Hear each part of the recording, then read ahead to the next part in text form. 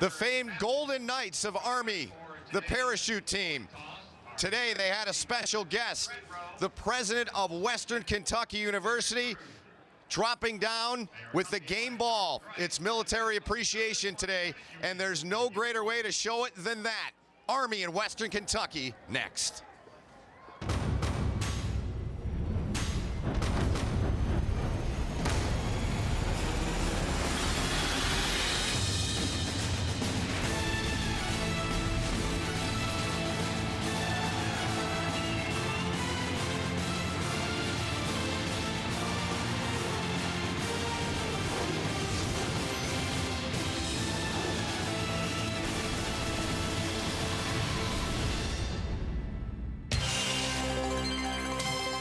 It's a beautiful fall day here in Bowling Green, Kentucky, as Western Kentucky set to play host to the Black Knights of Army.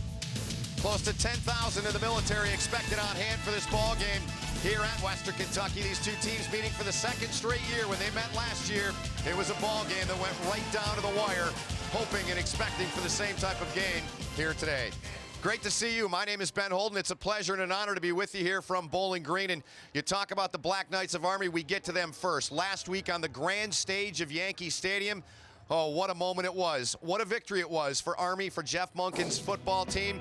With less than a minute remaining, UConn going in for the potential game-tying drive when junior defensive back Chris Carnegie did that. Stepped in front of the pass, took it back 99 yards. It was a game-sealing score, return, and touchdown for Carnegie and the Black Knights as we welcome in my partner, Kevin O'Connell. And Kevin, first-year head coach Jeff Monken, what can a moment like that do, in your opinion, for this team moving forward? When you are in your first year as a head coach, those are the types of moments that you really can build on. They were a 2-6 football team playing in one of their biggest games of the season, and to win it like that, I think Coach Monken's going to be able to use that victory for years to come with his team. Not only years to come, but how about the recipe for success, Ben, they used last week? The third down conversions on offense, that's great triple option football. Time of possession, it's a great stat, but it's even better when you finish off that time of possession stats with a red zone touchdown. They did it 4 out of 4 a week ago. It was really impressive.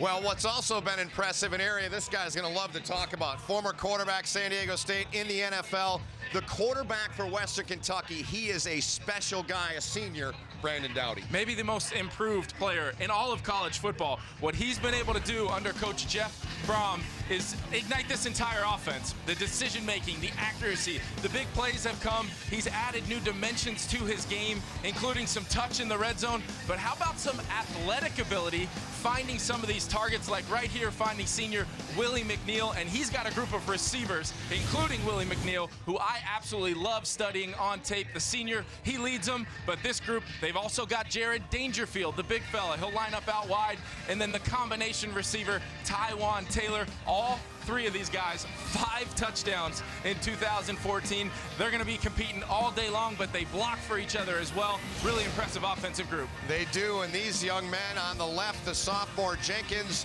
on the right, the junior who we touched on, Carnegie, they've got their hands full, but they've been up to the task many times this year. When Chris Carnegie and Josh Jenkins play well, Army football wins. In their 3 wins, these guys had huge impact plays to really lead this team to victories. And if they're going to win here at Western Kentucky today, these guys are going to need to have huge ball games. And our weather here today in Bowling Green, Kentucky. Temperature game time 38 degrees. A slight wind and partly cloudy. Actually, I'm seeing more sun right now, Kevin, than I'm seeing clouds. So that's a great sign here. Series history between these two. Last season, a dramatic finish along the banks of the Hudson River. Up at Michie Stadium, Antonio Andrews with a late touchdown in that ball game for the 4-point victory for Western Kentucky. Western Kentucky in the last 2 seasons, a couple of wins against Navy and the one against Army. So they've had success against those 2 service academies. Western Kentucky is getting the football to begin the game. Towner's back there, the deep guy. He'll let it bounce, and it goes out of bounds in the end zone, so it'll be 1st and 10 from the 25. Let's get down to the 3rd member of our broadcast team, Courtney Fallon, who's got more on the Hilltoppers. As Ben and Kevin mentioned in the open, Western Kentucky senior quarterback Brandon Dowdy is statistically the #2 quarterback in the country, and the Army coaching staff is well aware of his ability defensive coordinator Jay Bateman telling me he could barely savor their win over UConn last week, knowing Brandon Doughty, his next assignment was 6 days away. The same goes for his top cornerbacks, Josh Jenkins and Chris Carnegie. Carnegie with the big INT return against UConn, but they're back to work this week. It is the marquee matchup today against this high-powered Hilltopper offense and Doughty. Thank you, Courtney. Certainly going to keep our eyes on that as we go throughout the day. It was Leon Allen with the first carry of the ball game. Time now to take a look at our Chick-fil-A starting lineup. And we take a peek at that quarterback out of Davie, Florida, Brandon Doughty. This guy's playing as about as well as anybody in the country at the quarterback position. A lot of pitch and catch in this offense, and he's been very accurate. Here he is, quick throw. Pulling that one off the turf was Dangerfield. Johnson was there on the tackle. Andrew King, number 11.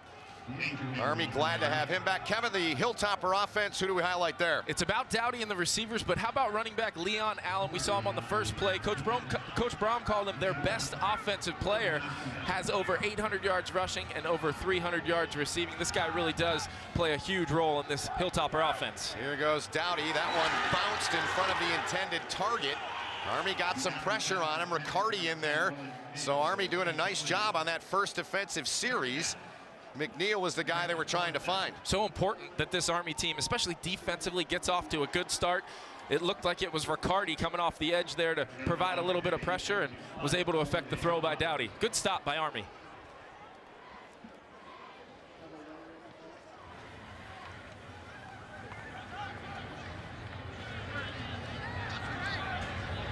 Hunter is a sophomore out of Nashville, Joseph Akapenny. Fair catch called for by the Black Knights back at the 36-yard line. And let's take a look at our Acura keys to success in this ball game. Kevin? Well, Ben, for Army, it's the formula from last week. Time of possession, but add red zone success to that. Long clock eating drives. I think that'll keep Brandon Doughty on that sideline, limiting their possessions. And for Western Kentucky, yak. Yards after catch. They've got over 37% of their passing yards comes after the catch. Brandon Doughty relies on these guys for big plays in the passing game. First play of the game for Army. It's Maples on the toss left. Raymond will pick up a couple to the 38-yard line. Let's take a look at the Chick-fil-A starting lineups. And we'll peek first at the senior out of California, the quarterback Angel Santiago, who was dynamite last week. His season numbers there. 100% on his reads, they told us. And in this triple option offense, folks, reads aren't like you would think Brandon Doughty's reading pass plays. He's reading defensive ends and linebackers, who to give the ball to in this triple option. And he was 100% a week ago, and it really showed.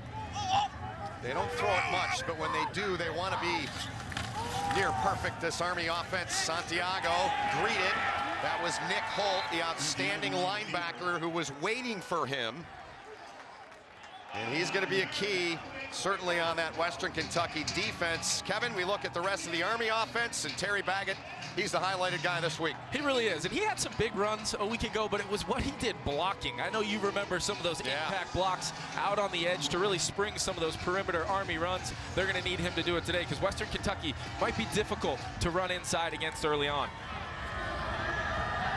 3rd and 7 now for Army. Angel looking to put it up, pressured, steps out, fires, man open, catch is made. First down, Army. Edgar Poe reaching back. He made the catch at the 49. First down, Army. We saw a very similar play a week ago against UConn. Coming off that play action, they're just going to work verticals, and Poe's going to sit down in that open zone. And what a catch, the big fella making a play on 3rd down for his quarterback, Angel Santiago, and that's what they need to do, convert 3rd downs, and here they go. They're already in Western Kentucky territory. That's exactly what they want. Larry Dixon's in at fullback. Angel's got it, gives off to Walker. He had a big game last week in the Bronx, and a decent pickup for him. Down to the 44. Kev, let's look at the Hilltopper defense. They're led in tackles by the defensive coordinator's son, Nick Holt, and he really is. It's a cliche to say it, but he's a coach on the field, makes all the calls for this defense, gets everybody lined up, and he's finally healthy. He was struggling through an ankle injury a few games this season, and I expect him to have a big day against this triple option offense. As intense as his father is, both great competitors, fiery men. Here's some pressure, great job by Western Kentucky getting in there And getting to the ball carrier there to make the tackle was Dijon Brown, the backer. Thought they might have missed a face mask, but Santiago, tons of penetration, and I think they did.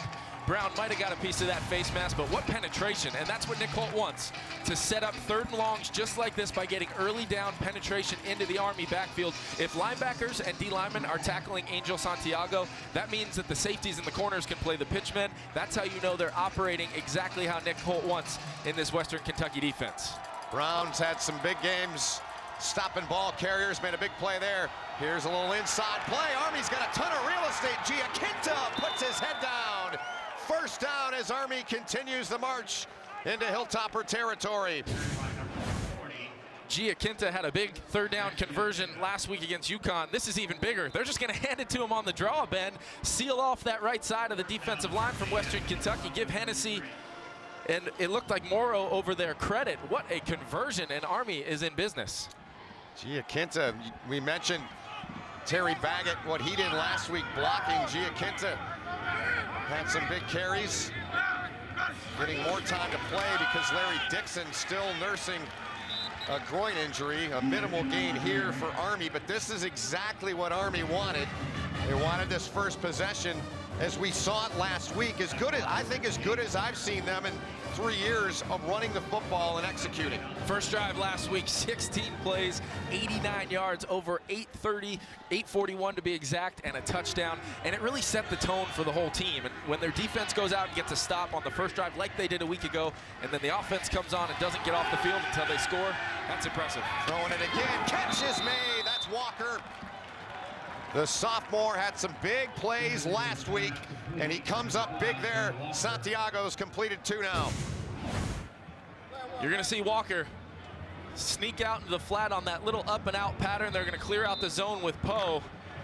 Let's take another look at it through the eyes of Angel Santiago. And how about the back shoulder throw? We don't see that very much from a triple option offense, but they're gaining confidence in this passing game. Here's Giaquinta, follows a block, and then bangs into another defender, but he's going to have, based on this spot, Kevin, he's going to have the first down inside of the 10 for Army. Dijon Brown on the stop. Looks like they're starting to get some major push on that right side. Hugenberg firing out from the center position. And Giaquinta, this guy is a very productive running back. It just so happens he spent a lot of his career behind Larry Dixon, one of the best fullbacks they've ever had at Army. 9th play of the drive. Giaquinta dropped in the backfield. Great penetration by Western Kentucky getting in there. G-Money Brown on the stop. Western Kentucky told us when G-Money's healthy, G-Money Brown is the best defensive tackle on this entire team. Shooting the gap right there, making a play. Time now to remind you the Red Zone is brought to you by Verizon. See what Army's done this season. Above the national average, a good percentage. 2nd down and 8 now. Dixon's in at fullback. Baggett moves. Angels got it. Cuts back in. And he's going to be shy of the goal line, but he gets it inside of the 1. They love these quarterback keepers down here in the low red zone. We saw Angels score 2 times a week ago. Looks like he gets down to about the 1 right here. And these are the downs early in football games. Momentum type downs, 3rd and 1.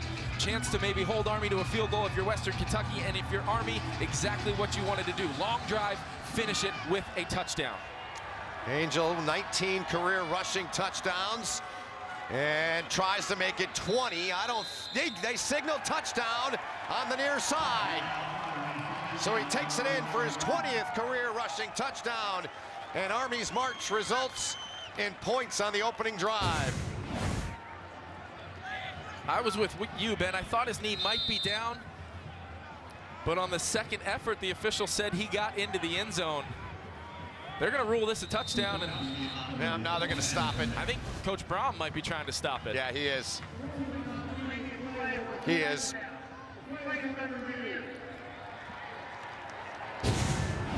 So we hear for the first time from referee Steve Lamantia. Here's a look back. That first effort, as he comes down, he does come down very close to that white line. I don't know if we're going to get a great shot at it. You see the ball comes down, whether it's on that white line or not is going to be the question. Yeah. And that official comes in with the touchdown signal pretty quickly. Let's see if this one take a close look now. That knee is still good up, there. and it's just whether on that Ball under the right arm. Ball under the right arm. He definitely didn't extend it out over the goal line, but did that ball come down right on the white line? Well, as they continue to look, the replay official here is Paul Schmidt. As Jeff Monken, all he can do is wait, and it'll be up to the officials as we look one more time, Kev. And we're going to try to take a look. If you see right there, they're actually not a great look at it there. You see his shoulder still up, but the shot down the line, the football is right there in that right hand. And if he can... So they look, and good work by you, partner, and they say it's good. So it remains 6-0 Army. That's exactly what those guys needed to start this game with. What a drive. Really good.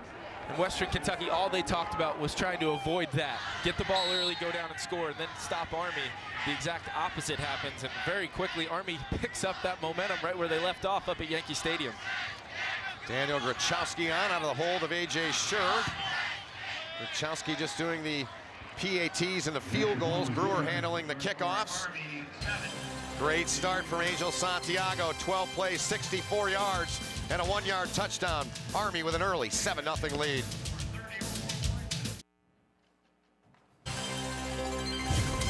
College football on CBS Sports Network is being brought to you by USAA, proudly serving the financial needs of current and former military members and their families. By Northrop Grumman.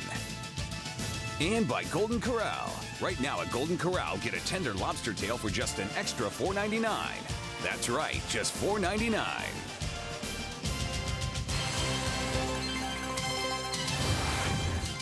And college football action continues all day on CBS Sports Network.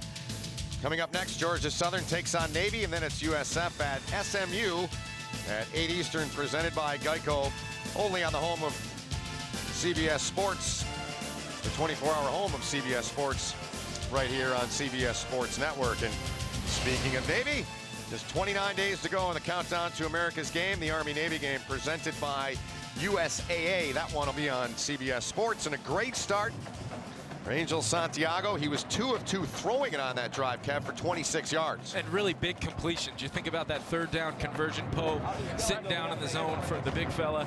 But the 12 plays, 64 yards, exactly what we talked about, over 5 minutes of time of possession, and they punch it in, Santiago in the low red zone. So it looks like Army's not going to change their game plan from their big win a week ago. And can Western Kentucky stop it? That'll be the question. It will. Army's defense did a tremendous job. Made short work of Brandon Doughty's offensive opportunity on the first series for the Hilltoppers. Brewers got it teed up. Beautiful day here in Bowling Green, Kentucky. Temperature around 40 degrees when we started the ball game about 10 minutes ago. On the run, fielded at the 12-yard line by Towner. And Kylan Towner with a decent return for the Hilltopper offense gets it out across the 30-yard line with 8:03 remaining in the opening quarter. And let's talk about the Army defense. Give you a look at them, our Chick-fil-A starting lineup. Who we highlighting today?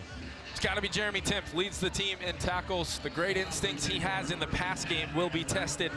Maybe he can make a play on Brandon Doughty here in the middle of the field. They love his instinct, his IQ. Jay Bateman told us he should have 100 tackles in that spot. He's going to be close. Wide open catch made by Western Kentucky. Big gain right there by Jared Dangerfield from Doughty. The play action off the run game. Doughty, he's become so good at getting that ball up and over defenders. That touch ball with still enough velocity to get there, and Dangerfield on the crossing route at 6'3" is a great target. He is 6'3", 200. Junior college guy they brought in, made a big impact. We saw this team on opening night, Kevin, and they set all kinds of records. Another good pickup there. Brandon Doughty trying to get into a rhythm. It's Dangerfield again. as you take a look at it. He's going to go through 3 or 4 progressions, move enough, but he's moving to pass. A lot of college quarterbacks move and just take off and run. One of the biggest areas he's shown growth is his ability to move and still find his 3rd or 4th progression. Dangerfield, you noticed when we met with him yesterday how big his hands were. Yeah. Here's Allen. And gotta mention that he wears the number he wears for one of the all-time greats in the NFL. He grew up a Barry Sanders fan, and he pointed out to Dangerfield he wears 21 because that's the number Sanders wore at Oklahoma State. There's Leon Allen, the guy that hauls the rock on the ground for Western Kentucky, though. And he really is a big part of this Western Kentucky offense because of Coach Brom's script that he talked about yesterday. They build things to try to see how you'll react as a defense, then they come back and use how you react against them later in the football game. Really impressive how they run offense here at Western Kentucky. Here's a quick hit on the outside. This is what they love to do. They get it out of the hands of Dowdy quickly, and they get it into the hands of Norris on that play. It's one of our keys, yards after catch. Just rise up and throw the ball to the open receiver. These Army DBs, they're going to play around with how much cushion they give these Western Kentucky receivers, but Dowdy will just rise up and let these receivers go to work. Here he goes again, gets it, fires. Shaking off one tackler was Dangerfield. He's big and thick and strong, he can do that. Wide receiver screens and these little quick now routes, they call them, out to the receivers and just let these big guys go. See if you can tackle them. And time again this year, more oftentimes than not, the DBs have trouble bringing these guys down. Back out live, Allen with a tough run inside of the 15. He nearly got the first down, and he is really banging bodies on this play. Best quality about Leon Allen, he never falls backwards, always going forward. See that body lean at 235 pounds? Here he goes to the outside. Allen, touchdown, Hilltoppers. They strike back in quick fashion, and we're a point after from being tied at 7.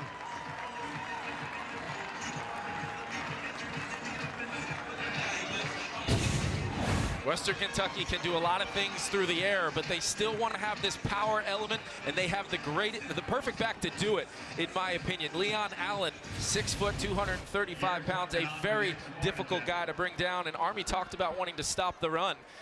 It's hard to do when there's a running back like Leon Allen running at you.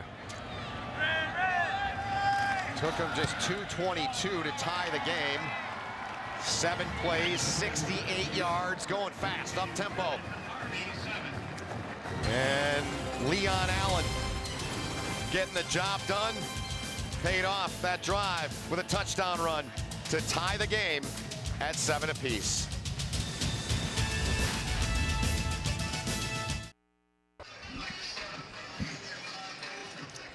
Closest in that shot is offensive coordinator Brent Davis, trying to continue a game last week that saw him sharp and trying to keep his creativity in his offense. Absolutely, and we've already seen 2 completions in this football game. And let's go back to Western Kentucky's game against Navy. This is very similar to the catch we saw by Joe Walker down the sideline, the back shoulder throw. Look at how open guys can get against this Western Kentucky defense when they're focusing so much on the option. And this was Army last week. They only had 2 completions, but this was one of them. Looks familiar, doesn't it, folks? Getting guys wide open, and we've already seen that play once on Army's opening drive. They're going to use some of this play action. Let's look at another one. This was the Poe catch on the first drive. Navy clearing out. Look at that open space in the zone. When you're trying to defend triple option, as an offense, you have the ability to play action and find open zones, maybe none bigger than what Army did last week on this. 1st and 17, Joe Walker finding that seam down the middle of the field. That got them not only a first down, but they scored on the next play. Those types of passing game plays, they don't throw it around a lot. Ben, I know you're always bugging offensive coordinator Brent Davis about throwing the football, and they will today, but when they do it, they have to have the execution level. I really thought what hurt Navy in their football game against Western Kentucky was they got people open, they were just not able to connect, and they were behind the sticks, and those misses, those incompletions really hurt them. Army hit them on the first drive. Can they keep it going? Saw the particulars on the Hilltopper scoring drive. They go at a faster speed. A little less than 2.5 minutes it took in that drive. Army, a little less than 6 minutes. Here's Carnegie inside of the 20. Good return for Chris, getting it out. Spot him at the 33. That's where Angel Santiago And the offense will go to work. We look back at Army's opening possession. Here's Joe Walker. He's just going to run that out and up. They clear it out with Poe. Looks exactly like the play they ran last week, the same play Navy ran against Western Kentucky. Hilltoppers did a nice job defending that, but how about that back shoulder throw from Angel Santiago? The first time we've really seen that this year. Accurate. The line on Santiago to this point. Dixon's in at fullback. They give it to Baggett. Terry is bottled up. Dijon Brown, one of those, got over there to close the gap. Picks up a yard as Brown was there with some help. See Western Kentucky, assignment football. When they can get two guys to the pitch man, that means you're playing your assignments well. You're lucky sometimes against this Army offense to just get a one-on-one tackling situation, and that's when Army's had a lot of success getting the ball out on the perimeter. But I really like what Western Kentucky's doing up front right now, allowing their linebackers to run and make plays.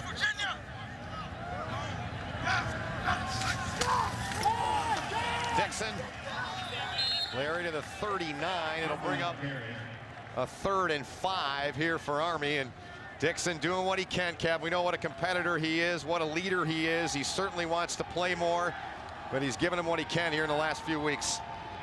Such an important role in this offense, that fullback position.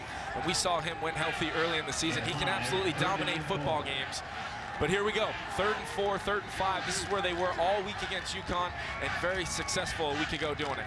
Officially, they call it 3rd and 4. Black Knights perfect thus far in the game, 3 for 3. Look into the air as Angel got some room, finds some space, can't get there though. Good job coming up, making that tackle. Brown has been active in this ball game. He's got a handful of stops already. You're gonna see the play action here, and check out Joe Walker. Wide open, Angel just can't see him as he starts to scramble. Unfortunately, we don't have it on this shot, but as Angel takes off, not able to pick up the first down. They had Joe Walker wide open down the middle of the field.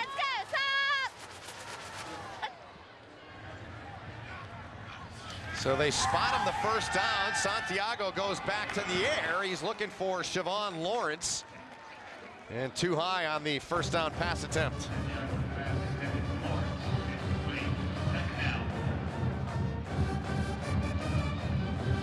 Santiago, second-year starter. Jeff Monken, the first-year head coach, trying to put back-to-back wins together. Been a long time since Army's done that. Kemper's the guy behind Santiago as Baggett goes in motion. Angel keeps and broke a tackle. Tough run in there to the 48. It'll bring up a 3rd down.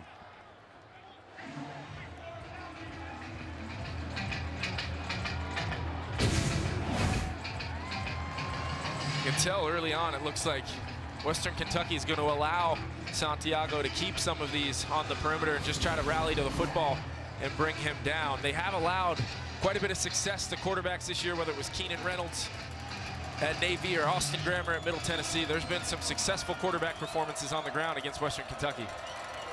3rd and 6. Santiago to Baggett. Terry can't get there. Excellent job stepping up from the back end there by wonderful Terry. He's made some huge plays, scoring defensively, but a big tackle here. They continue to force no handoffs on the dive, and Army wants to be successful on these perimeter runs. They didn't get a great block out there. It looked like it was Justin Newman. And when you're in there at the receiver position, we've seen them throw the ball a little bit early on in this game, but your #1 job will always be at Army to get down the field and block your man. That's how they convert 3rd downs, unable to do it right there. Tardu on to punt. McNeil is back deep. And the ball gets away. Won't have to worry about the return guy. And this is a disaster for Army, as it'll be Western Kentucky ball inside of the 20. And the Hilltopper faithful certainly celebrating that with 2:13 to go in the opening quarter. Jeff Monken wants to know what happened. Let's look. Absolutely no chance for Tardu right there. And he does the smart thing and just falls on it. If you try to pick that thing up and maybe get a kickoff, bad things can turn into really bad things in a hurry. But that is a huge momentum play in this game. As you see clearly, no chance to catch that football, just a high snap. And now Western Kentucky already inside the red zone. Here they go, Dowdy the fake, pressure, gets away, can he get away again? Still got it, fires, and incomplete. No flag. No flag in the end zone, second down.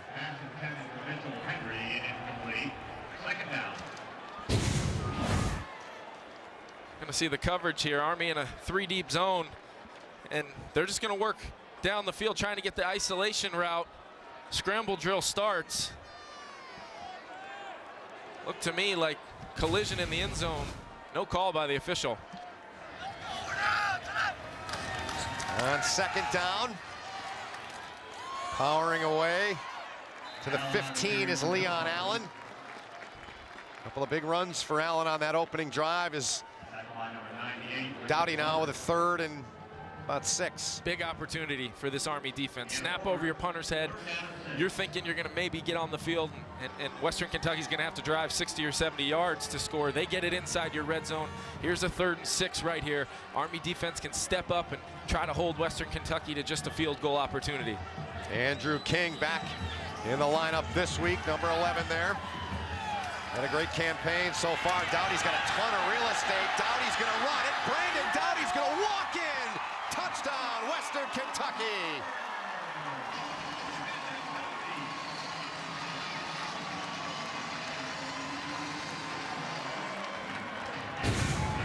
Army's going to play man-to-man and bring a pressure up the middle. Dowdy's just going to leave the pocket, take a look, and there is nobody out there. Problem with man-to-man defense, and they did have some very tight coverage on that play, is sometimes without anybody spying the quarterback, he can take off and run, and there is no one to account for him. Nice job by Brandon Dowdy, understanding what defense he's playing against and how to beat it the best way. Sometimes as a quarterback, no matter how athletic you are, there's going to be some open space for you.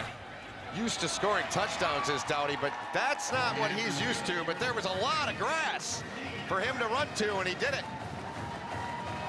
And that snap, indeed, to this point, coming back to haunt Army.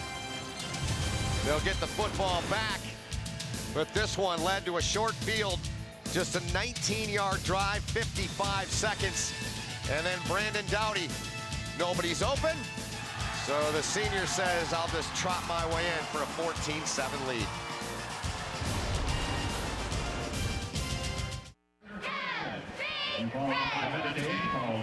Minute 18 left in the opening quarter. 14-7 lead, Western Kentucky.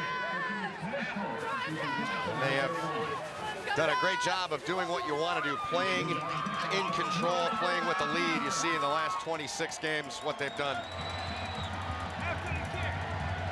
Schwepman's got it teed up. Carnegie back deep.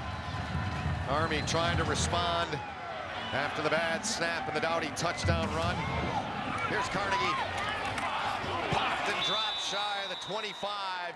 Hilltoppers fired up. Jenkins, my apologies. Josh Jenkins on the return. Big hit delivered. Army will start there when we come back.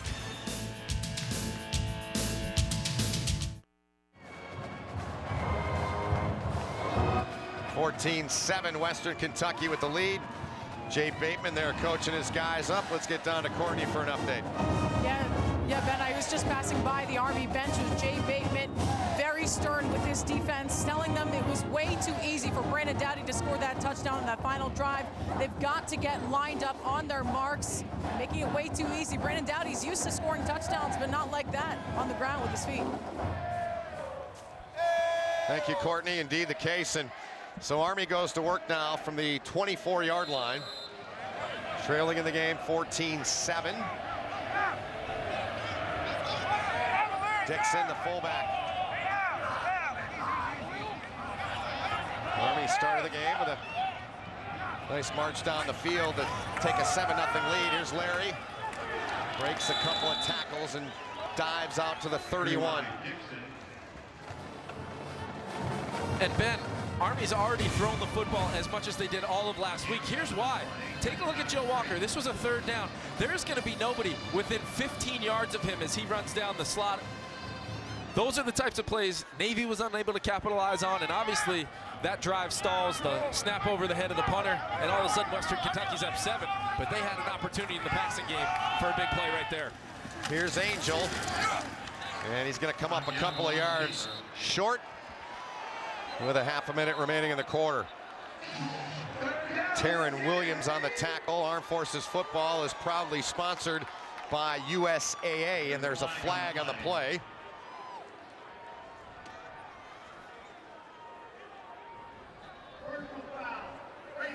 On the defense, 15 yards from the end of the run. First down. There you go. So Army will benefit from that penalty flag. As Jeff Brom wants an explanation, he gets it, but he doesn't like it. First down, Army.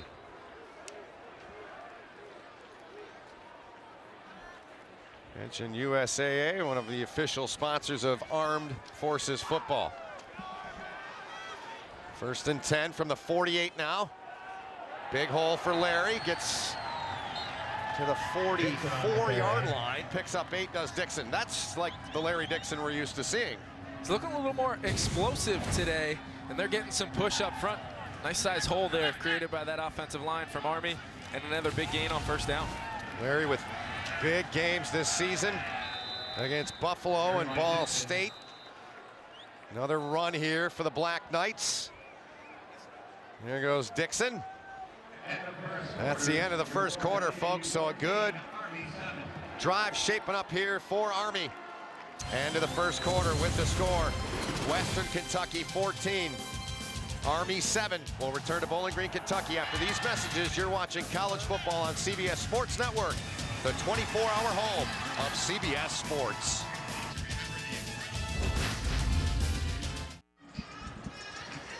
Start of the second quarter, 14-7, Western Kentucky with the lead. Army driving.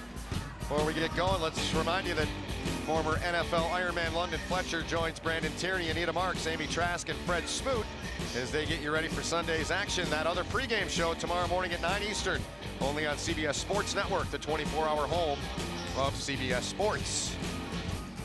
So it's a first and 10 here, Kevin, from the 39 for Army. Dixon with a couple of good runs on this drive. They're going to count on Larry to block. Santiago, good run, good gain for Angel. He got knocked from behind, and it may have helped him get a first down. It looks like it did. Larry Dixon's actually going to lead out front, blocking for Angel, but when he turns it up, he always seems to make good decisions. We call him that point guard of this offense, and I know we talk about that a lot, but he truly does control the success of this triple option each and every down. Good decision right there. He does, and got high praise from the defensive guys we talked to from Western Kentucky in terms of the way he executes. There's Giaquinta with a carry. And one thing that they've talked, Army has with us over the course of the year, is the biggest thing is the ball protection. Got to maximize that. And that's why the snap over the head of the punter, giving up so much field position on that. You can count that as a turnover. It won't show up in the stat column, but that was a huge play given Western Kentucky a short field. It was. Here goes Army once again. Left side, Giaquinta. Solid play the last couple of weeks. Here we look back. Really aggressive off the edge. Looked like Overstreet, the freshman. Giaquinta picks up 3 or 4 there. And this is what Army does. Sometimes it's not exciting sometimes, but they just grind away. You see that clock start ticking. We're already into the second quarter, and they are driving the football. Now they're starting to get down towards the red zone, and that's where it's got to be even better execution for the Black Knights. 8th play of the drive. Whistle, movement. Army will back up here. On the offense, number 2, 5-yard penalty, still second down. Kelvin White, the tight end, the guilty party there for the false start. So it'll bring up a 2nd and 11 now. Discipline. I think a lot of people on the outside look at Army and say, wow, they shouldn't have any penalties. They should be the most disciplined team in college football, right? But it happens. They're human. They're college students. A lot of moving parts, too, in this offense. A lot of substitution. From the 28. Pressure coming. They get to it. Great job stepping up into the gap there. Getting right in there to make the play was the guy they called Chill, Taryn Williams. Running that special front is what Nick Holt calls it, and we'll take a look at it in a little bit. But Taryn Williams, Chill, as they call him, like you said, they want to get him up in that A-gap and cause confusion and tackle that dive. That's what they want out of him. He almost forced a turnover right there. He was in the backfield in a heartbeat. There's Nick Holt. Oh, he's fiery and got his guys ready to play. Great career he's had. Big third down, they need 12. Santiago gonna tuck it and run. He's not gonna get it to the 25. They get him.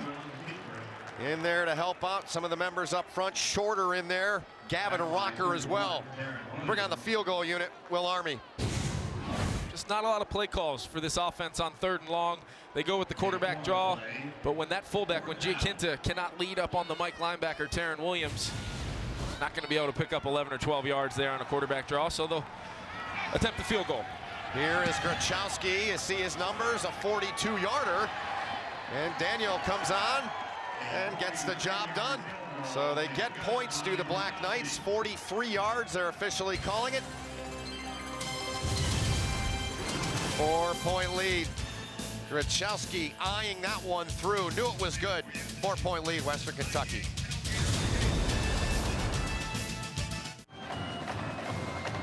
(14-10) Western Kentucky here in Bowling Green, Kentucky today. Military Appreciation Day. We tip our hats to those serving, those that have served. Of course, Veterans Week. And it's a great way to get us down to the field and check in with Courtney, who's got a special guest standing by with her. A very special guest, as you mentioned. It's Military Appreciation Day, a high-flying affair with Western Kentucky hosting Army with Western Kentucky President Dr. Gary Rensdell. You did a tandem parachute jump onto the practice field before the game. Have you ever done anything like this before? I've done a tandem jump with the Golden Knights one time at Fort Knox about 7 years ago, but it was great to do it on game day. You know, we want to salute our ROTC program. We have 200 amazing cadets, and what our Army does for this nation. If I can do something like this to bring a salute to our military heroes, it's a great thing. And what a great adventure to be jumping out of a plane at 13,000 feet. A little crispy this morning with the temperature, but it was great. It was an amazing experience, and I would love to do it again. And it's an honor to have the U.S. Army playing on our field and to be able to compete against them and all they do to keep our freedom and keep us safe. Thank you very much. Fantastic. Thank you. Let's do it again. Let's do it again. For all your enthusiasm. Back to you, Ben. Thank you, Courtney. And listening to the president earlier in the week, he said, I'm going to do my best not to fumble the ball. He did a great job, and Towner here on the return, Kevin, he did fumble the ball, but he fell back on it, right? Yes, that could have been a huge play. The entire Army sideline was very excited. They saw that ball pop out. A little tough to see it sometimes with those black uniforms for Western Kentucky, but missed opportunity there for the Black Knights. All right, so here we go. Dowdy and the offense on. Their first possession here in the second quarter. They'll keep it on the ground. Big hole for the Hilltoppers. Leon Allen gets out to the 44-yard line. They love what he can do. He doesn't have the numbers that Andrews has. You don't want to compare him, but this is effective in their grand scheme. He just gets downhill in a hurry, and that was a significant hole there, and he doesn't always need the big hole up front to get through and gain yards. Breaks a tackle there, drags Tim, and he picks up close to 9. You know, you think about the backs he's followed. Antonio Andrews now in the NFL, Rainey before that, a lot of heat on him, but it really isn't, they're not looking for those kind of numbers out of him this year. No, they're really not, and they don't need it. The way they throw the football, what they need from him is to be versatile, be a power running back, but he's got great hands out of the backfield. He's got over 300 yards receiving, which has been huge. Yeah, there aren't many backs in the country that have done that, as he totes it again. So he's getting fed here. Another first down.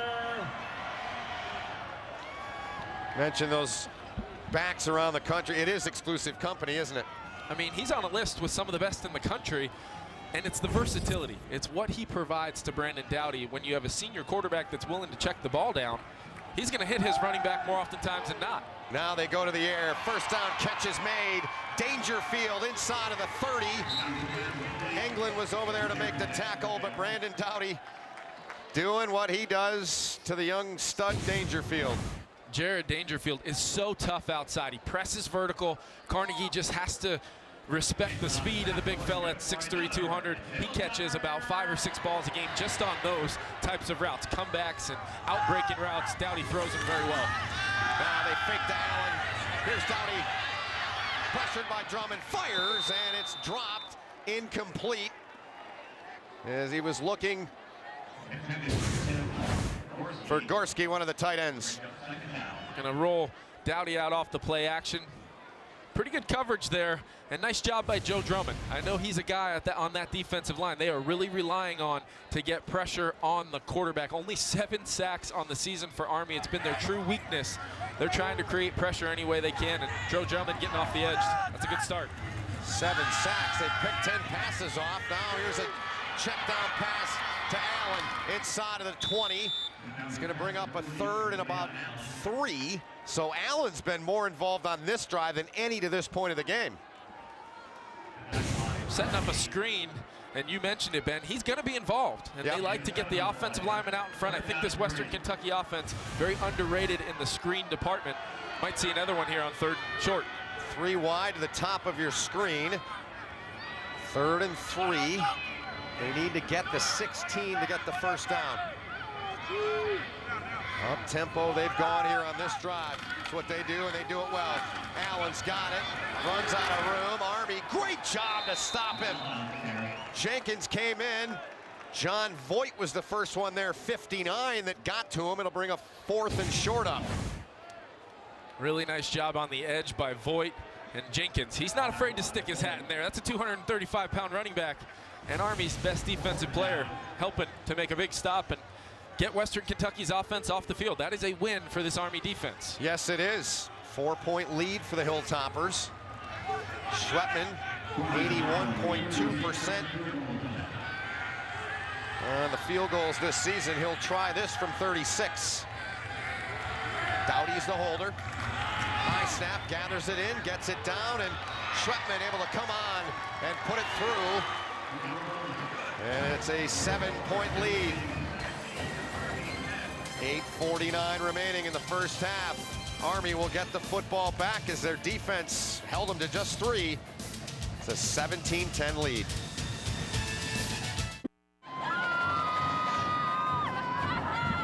Early start here. It was 11 local time here in the Central Time Zone.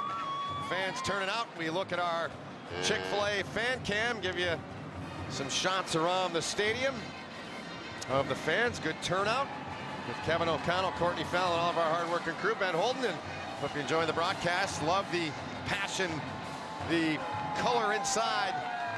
The fans, they're red and white. The Army, the camouflage on their side.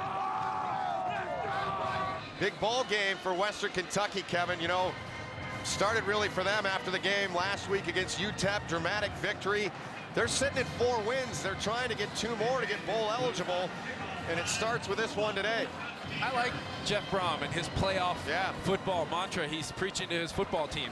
Some coaches would say, hey, let's just take it 1 game at a time. No, he's saying, look at the big picture. If we don't win each and every week, we're not going to have a chance to go bowling, and I think his team has really responded. And they need this one today, just like they're going to need at least 1 more win to get bowl eligible. For Army, they're sitting at 3-6.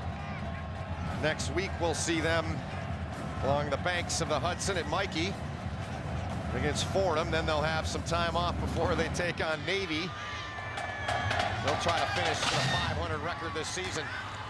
Here's a chance now for Army on the return out near the 40-yard line. So a great return turned in there by the super sophomore, Josh Jenkins.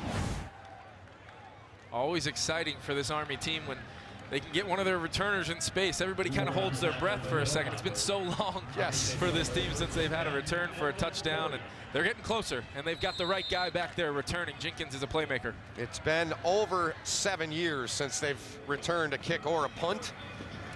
Today's 1st and 10 line is being brought to you by Golden Corral. Here we go, Army back to work on the ground. Dixon, Larry, dragging a defender. Good job by him to keep those feet churning. Picks up close to 8. Bertram made the tackle for the Hilltoppers. Army's picking up the pace here, but just another outside run for Dixon. Outside of the, right behind Hennessy. You're seeing that a lot right now, Ben. Yes, Larry again. Hennessy, speaking of him, he has played through an awful lot of pain. Offensive coordinator Brent Davis told us earlier in the week, said he'll need surgery after the season. He's got shoulder issue, foot issue, a lot going on. He's battling through. From the 44 on 1st and 10. Angel, late pitch into the hands of Walker. Good job to track down and make the tackle there by one of the cornerbacks. It was a nice stop out there.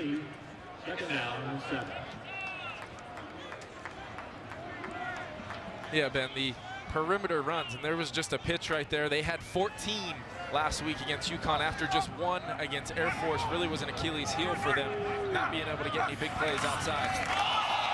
And ball came loose.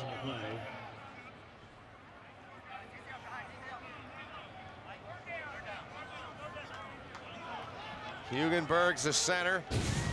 Angel came away with the ball. Looked like the ball got up there. Angel just unable to control it.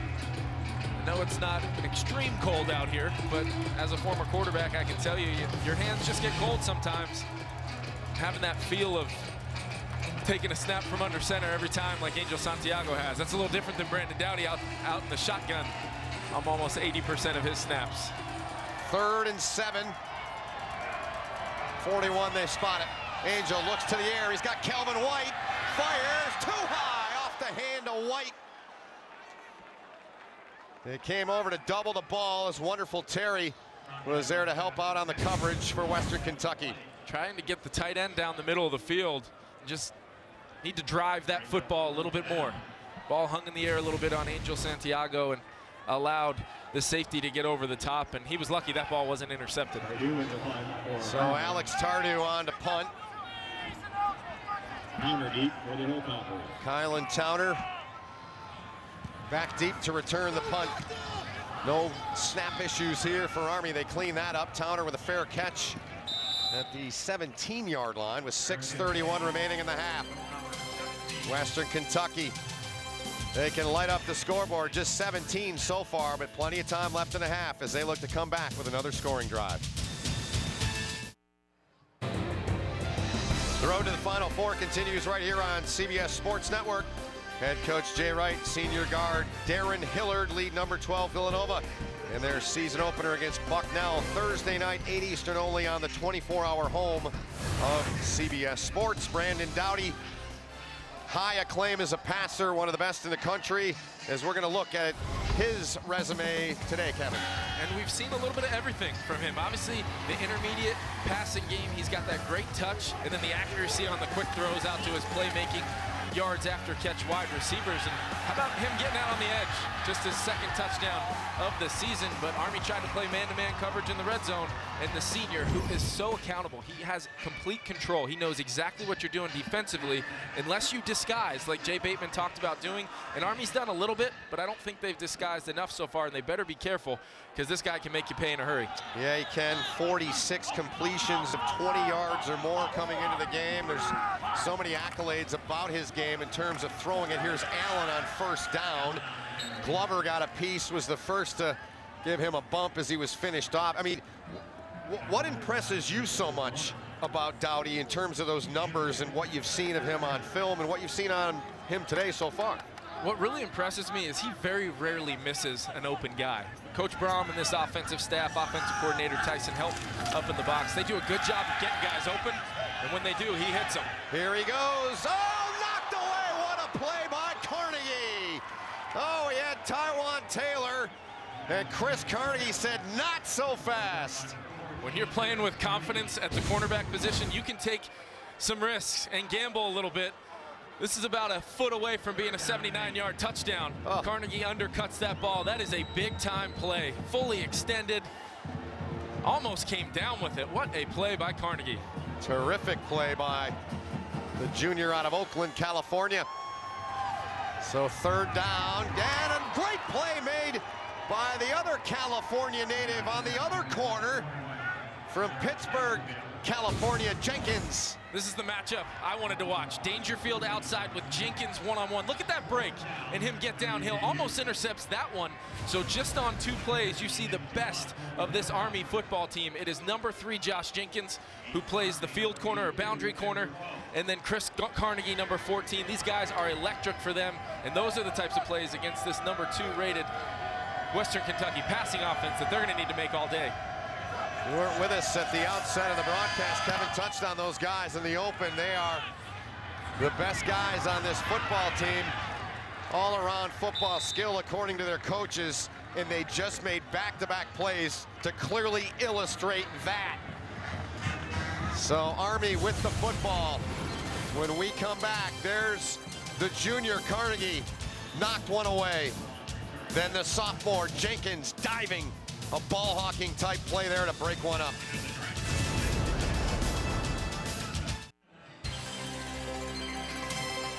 .543 until halftime.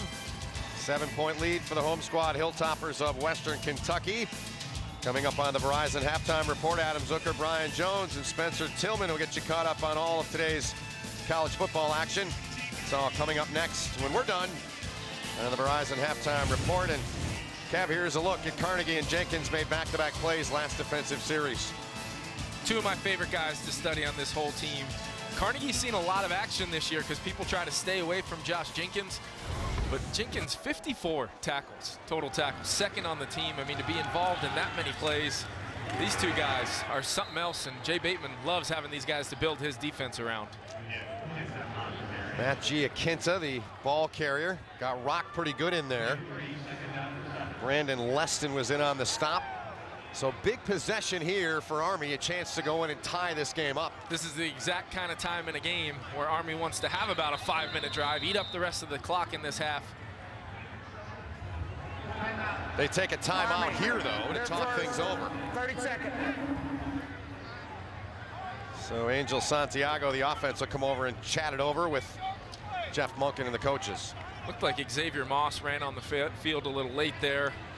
A lot of substituting. They're playing 6 men in their slot rotation, they call it. They're using the 2-play-and-out rule that they used against UConn.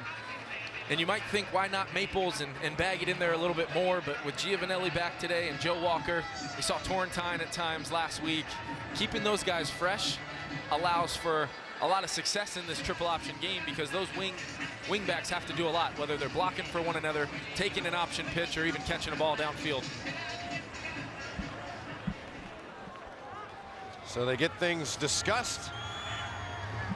Back to it. 2nd and 7. And they break right through. No chance on that play. It was Taryn Williams. He's done that twice. A huge play there on 2nd down. It's that front again. Western Kentucky, they call it special. You'll see up in the A-gaps, Taryn Williams. He's right there. And what's going to happen is he's going to fly through, time it up perfect. Movement and chaos. That's what Nick Holt talked to us about, Ben. Didn't they say it? They said movement and chaos. Make Army try to hit moving targets on the snap of the ball. Having that guy back, having the senior back healthy has been big. Yeah, had a knee injury. 3rd and 11. Maples in motion. Santiago looks to put it up. Sends it out there. Intercepted. There's a flag, though, that came in. Flag that came in. Leston, who's been all over the joint today, involved in the play. Flag on the play. And Jeff Brom, you can see him barking away at the official and his guys. What's it going to be?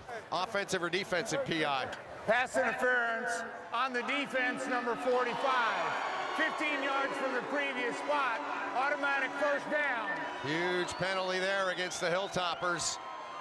They had him stopped. And I credit Santiago for taking a shot. He had 6'4" Poe running along the sideline, and there was a lot of contact. It wasn't Leston. No, it Looked wasn't. like Marcus Ward over there, was. number 8, Yep. with the contact, and they were kind of fighting back and forth all the way down the sideline. Marcus Ward had good position, but I did think he grabbed the jersey of Poe. And Army's going to take advantage of that first down. They will from the 44. Angel the fake. He'll get a couple. Quickly tracked down. And get after him in a hurry in there, but he gains a couple on the run. Haven't called his name a lot, Ben, but check out Cam Thomas on the corner blitz flying in. And this is something they want to do. Look at how easy it is for him to just shut it down, keep contained, and make a tackle. Against Navy, when they were running those corner blitzes, Western Kentucky gave up some huge plays. So there's some solid improvement. I know Nick Holt will be happy about that. Had fun talking to Thomas yesterday. Here goes Kemper. Big gain for Aaron Kemper. First down as Army marches on to the 26-yard line. Western Kentucky able to get penetration, but Kemper just sneaks through there at 5'6", 212 pounds. Just another one of these running backs Army has. They seem to have 10 or 11 guys that can take the football and make a play. Today's 1st and 10 line being brought to you by Golden Corral. 3.5 to go in the half. Army trying to tie the game. Here's Turrentine on the toss. Trenton with a good run. Breaks a tackle. Still going down near the 10-yard line. He's tough and physical. His Turrentine. Huge run there as Marcus Ward finally put an end to it. This rotation at the slot allows these guys to be fresh. They're just going to pitch it to him. Student body right, and how about that run coming downhill? Torrentine, he's got those fresh legs. They have not used him a lot this year. We saw him make an impact a week ago against UConn, but that right there was his best run of the season. So Army, you see what a difference that can make. 13 of those broken tackles last week. It keeps plays and drives alive. Here goes, looks like Giovanelli in there along with Dixon had the ball. Tony went flying in after. Larry with a good run. 2:45 to play in the half. Army trying to go hurry up. Ball at the 5-yard line. Second down, Dixon. He's gonna get to, they're gonna give him progress inside of the 4. Brandon Leston in there among those to help on the stop. Sets up a 3rd and goal, and they're really not, this is kind of that gray area for Army. They're really not in a goal line situation. Looks like it's gonna be at about the 4-yard line. What does Brent Davis go with? We've seen him at times this year get creative down here in the red zone and maybe go with a passing play, a design to try to beat whatever defense he thinks he's going to get, or does he allow Angel Santiago to run this triple option offense and read it out and see what happens? I think Brent Davis, what does he go with here? Big question. I think he goes with a toss. He's got Walker, he's got Maples. There goes Walker. Instead, they let Angel keep it as Dixon was in there as the fullback, and they get nothing. And it looks like Jeff Brom called a timeout. Timeout. Shorter with the stop. Western Kentucky. They're first. 30-second. So the Hilltoppers will talk it over for a moment. And a big play forthcoming on 4th down as we look back. Army coaches thought there was a horse collar here. And I believe, yeah, there's Rocker. And looks very close to a horse collar. Kind of chasing the play down from behind, but a lot of penetration right now. Army's success in the running game seems to be when Western Kentucky overruns some of those plays. But I know Nick Holt, he kept talking about it, penetration defensively. And he's been able to accomplish that. Army still having some success on the ground. And it looks like Army, despite driving down here, and I thought we always talk about Jeff Monken, and he doesn't mind going for it. He's going to go ahead and take the safe points, knowing that he's going to get the ball to start second half. Yep, good. High percentage move. 22-yard attempt from the right hash as Grachowski sees it, and Daniel with a low kick and did not get it. Are you kidding me? An absolute knuckleball that came off his foot. So they get no points with 1:43 to go in the half, and it remains a 7-point lead for Western Kentucky. Just seemed to sure gets that ball down. He just missed it. Yeah. That's just a shank right there. Oh. And not much, about a yard deeper than a normal extra point. The one thing was they were actually on the right hash, and sometimes that's a difficult angle to try to get that ball from the right hash. and make that field goal, and he just overcooked it a little bit. So Nick Holt there, defensive coordinator for Western Kentucky. His guys, they dodge a couple bullets. They don't give up anything. They don't give up a touchdown. They don't give up a field goal. And you give the ball back to an offense that can go down and score lightning fast. A lot of time. 2 timeouts for Dowdy. Brandon, good job to read it. Oh, he put it into the hands of Leon Allen. Oh, he just looked away at the last second, or Allen could still be running. Allen's out on the swing route. You see him there on the left side of your screen. Dowdy's going to start scrambling, but like we said, scrambling to pass. Ooh, got to squeeze that one if you're the running back. Looking up to make sure. He thought he might have had a big gainer right there. Got to squeeze it. I think he would have. He's run well here in this game, has Allen. 2nd down from the 20. 97 seconds left in the half. Dowdy's got all day. Still got time. Checks off. McNeil, the catch, flagged down. So Willie McNeil, the Holding senior. Number 52 of the offense. Half the distance to the goal. Still 2nd down. Penalty on the redshirt senior Cam Clemens. That'll back up the Hilltoppers. Clemens there at right tackle working one-on-one against Mike Eugeni.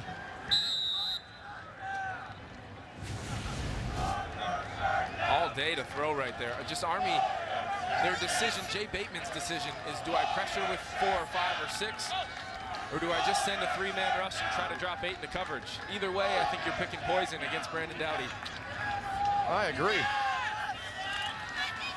On the ground, outside, plenty of room, back into the middle goes Allen, puts his shoulder down, and he really finished that run. It's going to bring up a 3rd and real short, just a couple they'll need. They just wall off the right side, and there's not much out there. You see number 51, Brandon Ray, he didn't have anybody to block. Call it 3rd and 1, up the middle, ton of room, Allen hops over a defender.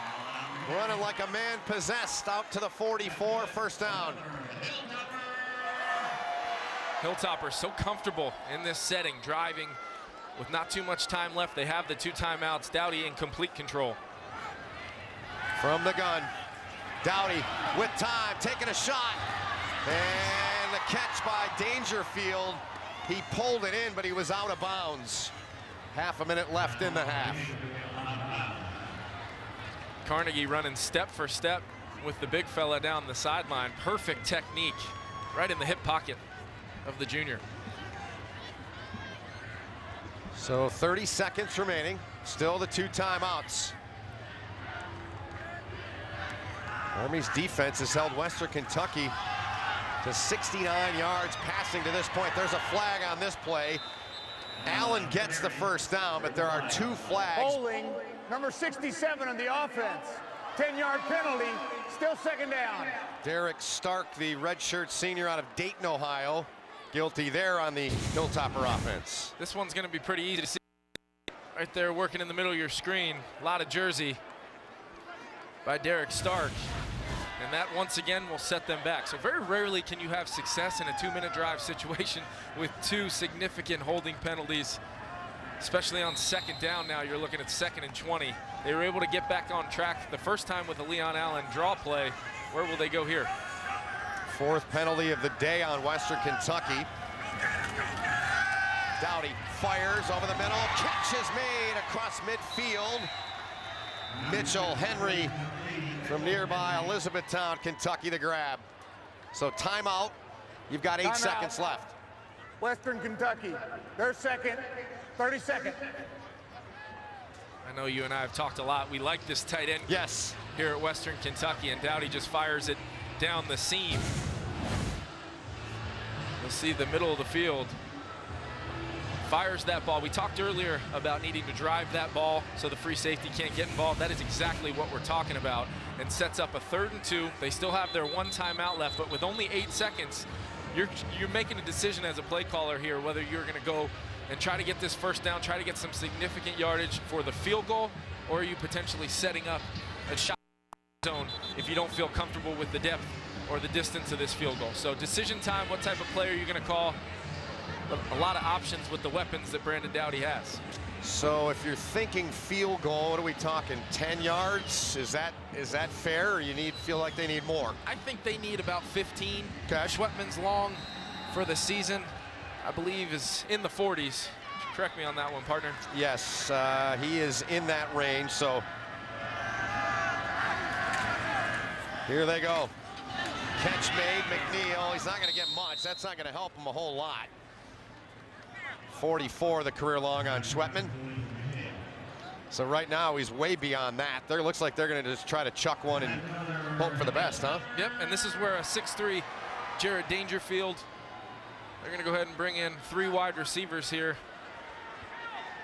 Try to throw the Hail Mary here. Tywan Taylor will get down there as well, but this ball, as Army takes a timeout. Army, their second, 30 seconds. And this is why you call that timeout. No reason wasting it. You know the Hail Mary's coming. You know it's probably going to find its way near number 21, Dangerfield. Yep. Good timeout there by Coach Munkin and Coach Bateman to talk this over and make sure they're well aware of what they've seen on film as far as what Western Kentucky wants to do with their last second heave right here. And it'll probably be towards the right side. They'll probably look to find Dangerfield, but he might even bat the ball. Sometimes you see the tallest guy, the tallest receiver, he'll bat the ball, and the other receivers will wait to kind of play the tip game there. So always play. And a big one here to end the half with Western Kentucky already up 7 points. That was Garrett Schwetman, the kicker you saw there, number 56. He's going to take this last play in, of course, barring a defensive penalty. So Dowdy's going to send, they're going to send 4 into formation from the wide receiver spot, 3 to the bottom of your screen, 1 up top. Here we go. What should be the final play of the half. Dowdy looks, cocks and fires, throws it deep into the corner. Dangerfield there, knocked up, caught, touchdown! It was Dangerfield that tipped it. Willie McNeil with a catch. How's that to end the half?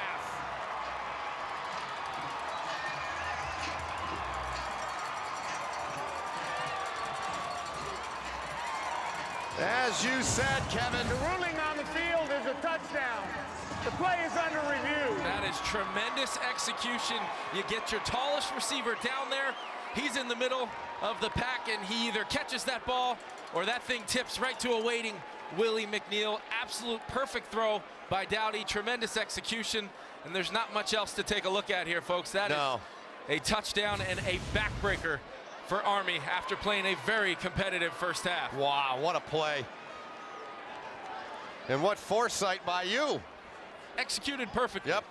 Absolute perfectly. You get your big receiver down there. Dowdy The buys ruling enough on the time. field is confirmed. Touchdown.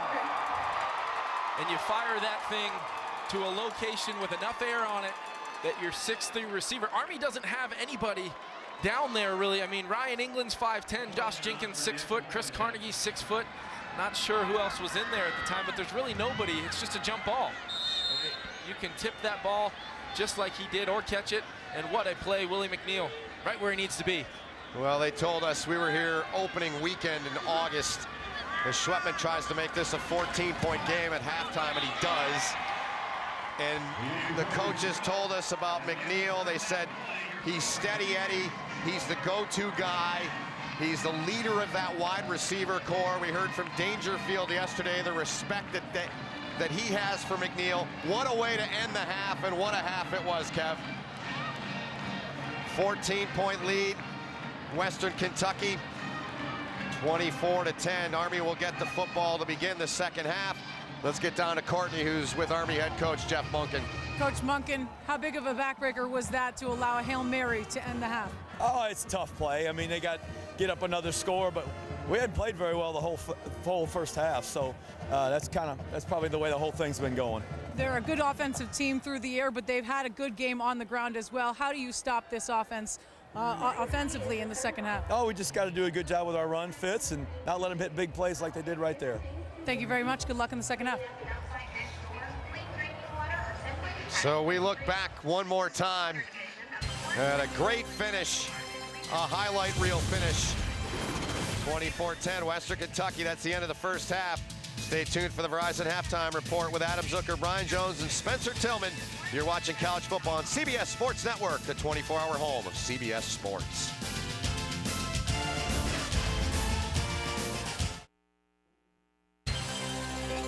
24-10 our score as we roll on at halftime. The home squad, Western Kentucky.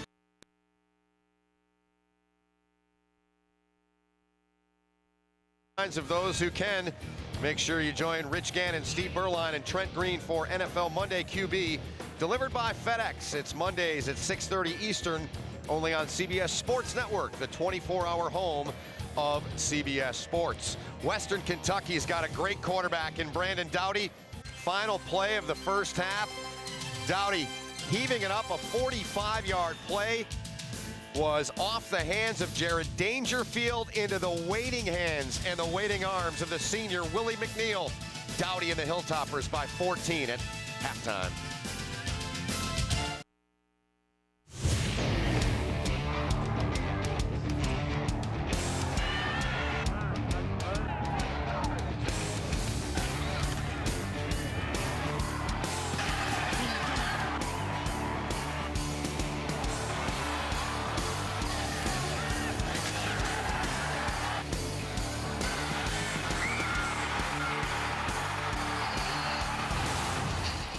Look back at some of the highlights from the opening half. Just about set to begin the third quarter. A 14-point lead for Western Kentucky on top of Army. Hilltoppers trying to get their record even at 5-5. Army trying to put together back-to-back wins. Kev, let's look back at some of the highlights from the opening half that caught your eyes. Well, really, it was the miscues on special teams. This high snap led to a short field for Western Kentucky and a Brandon Doughty touchdown run. And then the missed 22-yard field goal by Grachowski. He made a 43-yarder, but that miss in the low red zone, no points, and Western Kentucky turned that right into a Hail Mary to end the half. So what could have been a 3-point game or even a tied game ended up being a 14-point lead for Western Kentucky. And Army's going to get the ball to start the half, and this drive will be critical if they want to get back in this football game. Kevin O'Connell, Ben Holden, Courtney Fallon will join us momentarily. Great to be with you here from Bowling Green. And really, that's the story of the game to this point, is that swing and what Army didn't do and what Western Kentucky did do. Absolutely, and our key to the game was time of possession plus red zone success and red zone scoring. Against UConn, 4 of 4 touchdowns when they got down there, and they are definitely not having that same success today. Obviously getting down inside the 5 and coming away with no points. Let's review the 5-hour energy first half stats. What catches your eyes there, Kev? Well, I'm impressed, obviously, with 110 yards rushing for Western Kentucky. Leon Allen had himself a half. Army with 122 yards. They're being held below their season average, but the time of possession, exactly like we thought, Army would try to dominate that. They have. Both teams 50% on third down. The key plays have really come on special teams and the fact that Army gave up yards and then points on that missed field goal. So important here now as they take this drive, take this ball to start out the second half, that they go down and get some points immediately. So the third quarter underway. Jenkins fields it from the 3. Josh Jenkins got some room. Jenkins trying to shake around another defender. Good return from Josh, getting it out to close to the 35-yard line. Let's check in with Courtney Fallon, third member of our broadcast team. She had a chance to catch up with Jeff Brown prior to the start of the half. Yeah, I caught up with the Hilltoppers head coach coming out of the locker room. He said for the most part, he was disappointed with the way that the offense was playing in the first half, was very grateful for that Hail Mary from Brandon Doughty to close it out and give them a 14-point lead. But he said they got to play tougher in the second half. Army will continue to control the clock. They had 19 minutes of possession the first half. Said the defense has played better, expects them to continue the success in the second. Very good. Thank you, Courtney. So here we go. Giaquinta on the ground, picks up about 6, does Matt. Nick Holt made the tackle. So big possession here, obviously, for Army, down by 2 touchdowns. They started this game with a great opening drive, scoring the first points, first chance they had after they stopped Brandon Doughty in the Hilltopper offense. 3 and out. Here's Giaquinta, big burst up the middle from Matt, out to the 49, first down, Army. Let's take a look at today's Army quarterback profile, brought to us by the U.S. Army. The numbers on Angel Santiago. Just not having the same success rushing the ball that he did a week ago. See if they can try to get him going here in the second half. Army trying to make it 2 straight weeks with victories. Dramatic win last week in the Bronx, Yankee Stadium. Beautiful fall day here in Bowling Green, Kentucky. Temps in the mid-40s. The sun has come out. Santiago will pick up a couple. Just tough sledding in there for Angel. Good job by the front of Western Kentucky to clog things up. Shorter was in there among a couple other guys. The key to this second half for Army is going to be continuing to establish the interior run. If it's going to be Larry Dixon or Giaquinta or even Kemper, we saw at times, that will help the rest of this offense. And will they go back to some of those play action passes that they had some success with in the first half? 2nd and 7.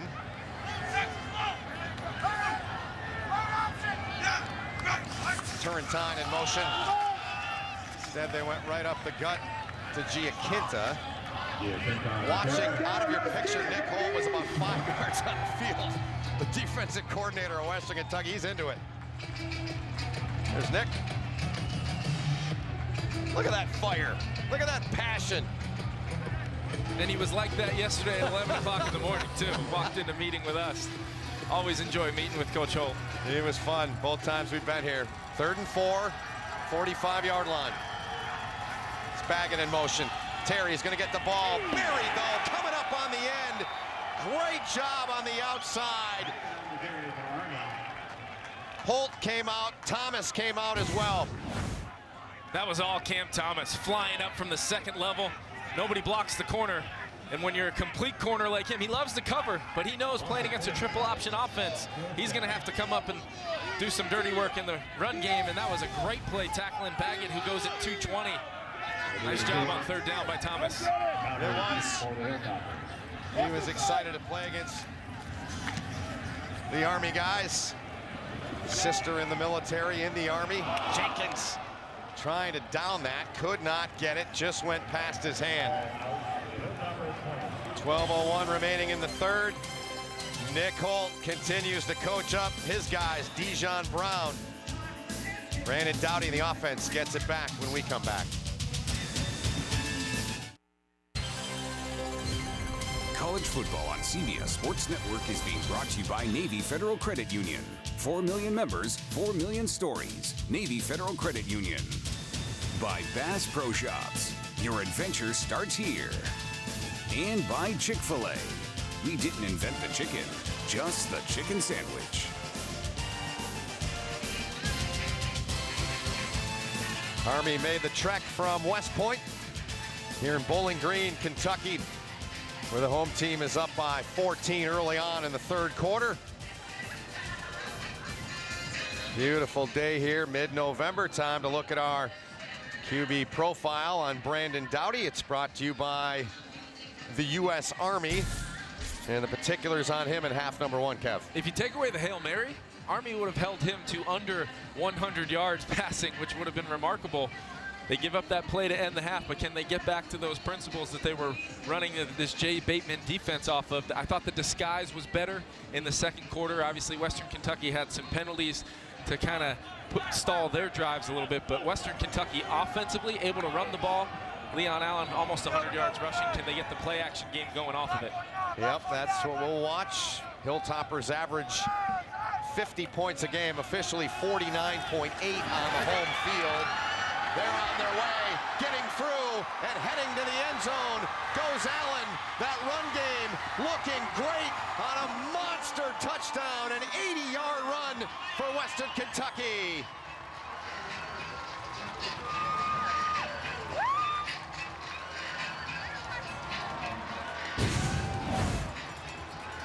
Just tossing it out to the left side, completely caving in the left side of that Army defensive line.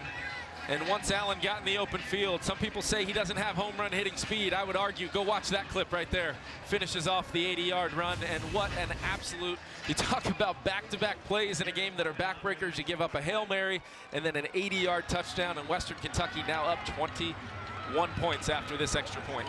Yep. Garrett Schwetman on to try to tack on the PAT, does his job, 31-10. Interesting yesterday, Kevin, I thought when we talked with the offensive coordinator and the head coach, they said Allen, our best football player. We'll talk more about that as we go along.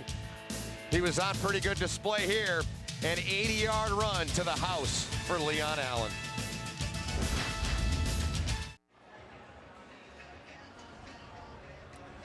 21-point lead for Western Kentucky. An 80-yard touchdown run from Leon Allen, 13 rushes for 175 and 2 touchdowns. Here's his resume, Kevin, today. He's done it outside the tackle box as well as in the interior of that Army defense. Big gains getting downfield, and then the 80-yarder hitting the Jets and taking off, and he really is having himself a big game. Normally he's kind of an all-purpose, catching balls out of the backfield, runs here and there, but he has been a huge focal point because obviously Army's #1 game plan was to come in and stop the pass. So the run game has been wide open all day for Western Kentucky. Have to ask you, when you heard Tyson Helton and the coaches talk about he's our best guy on offense, did that surprise you, or is there more to that story, considering the quarterback who's one of the best in the country? It didn't surprise me just because they told us that when we met him for the first game of the year against Bowling Green. But Ben, what surprises me is how many people want to compare him to Antonio Andrews, which is not fair, or Bobby Rainey before Andrews. It's just not fair. Jenkins on the return out to about the 24-yard line. Drew Davis on the tackle. Tyson Helton, coordinator, with the black ball cap and the glasses on. Really interesting dynamic between Helton and Brom for play calling duties. They really do a good job. Today's first down line being brought to you by Navy Federal Credit Union. And it was interesting, you were talking to Helton about the play calling and those things. We'll get back into that. Western Kentucky gets the ball back. Let's see what Army can do here on a 1st and 10 from the 24, needing to put a drive together. Dixon to carry. Larry out to about the 28-yard line, and a flag flies on the far sideline. Looked like Terry Baggett was over there along with wonderful Terry. They got tangled up, it looked like. We'll check the marker.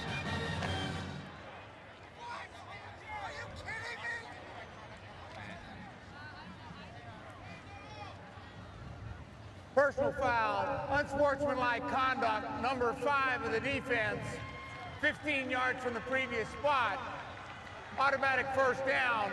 That's number 5's first unsportsmanlike conduct. So a small victory there for Army. Here's the penalty. Up at the top of your screen, wonderful Terry's playing the corner position. So as we roll this, Baggett's going to lead out on the block. They engage right there. Baggett's just blocking him probably into the sideline, and wonderful Terry didn't like it. But these Army slot guys and receivers, they'll block all the way to the echo of the whistle, as the Army coaches tell us. They will. Here's Angel, gets free, flag flies. This likely coming back, whatever happens. As that was a tough run. Angel took a shot there or two. Holding, number 50 of the offense, 10 yards from the previous spot, still first down.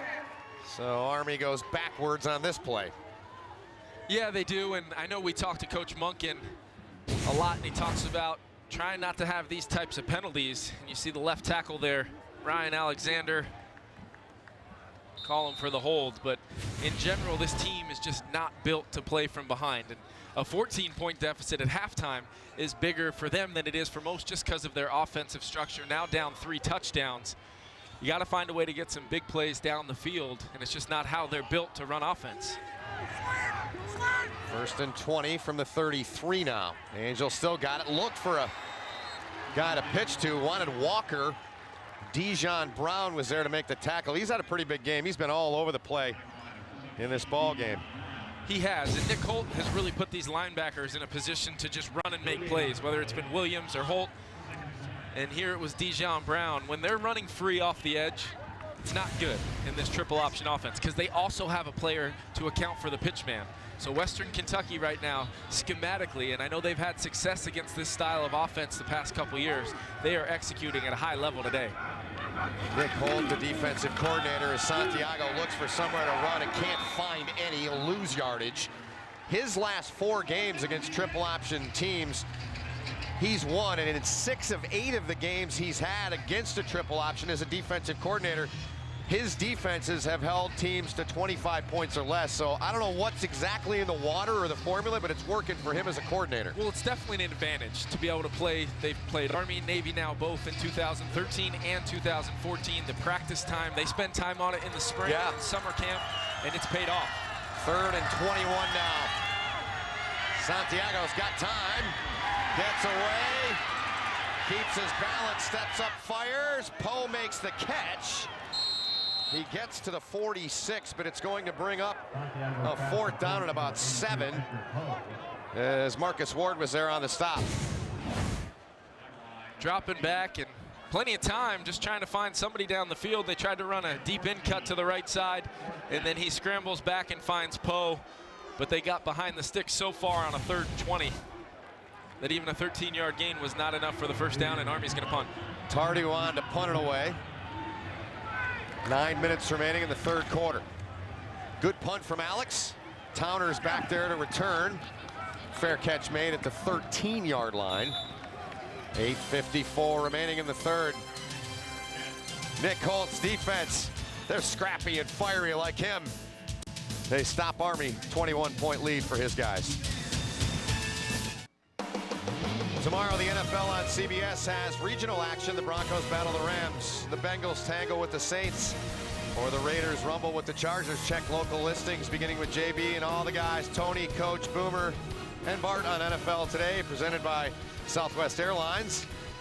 Speaking of the NFL and some of the games coming up, let's tell you and take a look at this week's Where Are They Now, brought to you by Bass Pro Shops. It involves a guy that started his college career here, mid to late 60s as a defensive lineman, went on to be MVP, went on to work as a grad assistant before embarking on an NFL career that is still going on today. Started with the Giants in '81, New England, head coach of Cleveland. Now he's the defensive coordinator of the Houston Texans, none other than Romeo Crennel.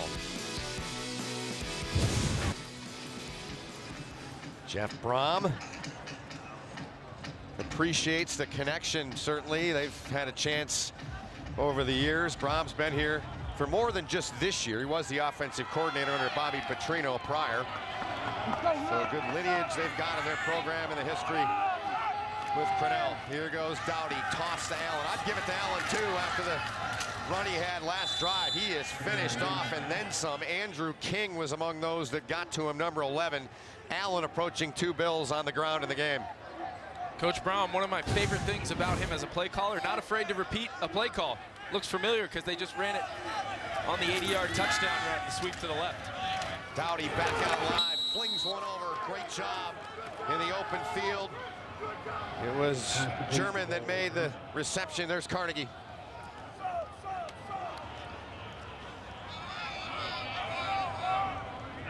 Carnegie and Jenkins, 2nd quarter. Back-to-back stops, 3rd and short. Opportunity here for Army's defense. Come up with a stop. Play clock down to 5 now. Dowdy calmly gets it away. Timp's there, but it looked like Allen. Did they give him the progress? What do you think? It's going to be really close. They're going to go ahead and give it to him, it looks like. They are. Take a look back, so the Army defense can't come up. Here's a look back. Looked like Glover got some immediate penetration, and Timp meets him in the hole, but when the running back weighs as much, maybe more than Timp at 230, 225, Timp's listed at. We've mentioned Allen at 235. He is a tough tackle, especially in short yardage situations. So Dowdy, who started this series 10 for 17 for 135. They keep it on the ground. Ball was out, but the whistle clearly went. Stopping things. Dowdy, the redshirt senior out of Davie, Florida. Last series he gave way to Allen. Doing it again. Let's look back. I'll tell you what. I think the knee was down. It was close enough. Maybe they'll take a look at it, but I do think the knee was down there. And Army's got to reach and scrap and try to get that football out here on every snap. Fake to Allen. Dowdy steps up. And good job by Army's defense. Voigt got him. Dropped him at the 24.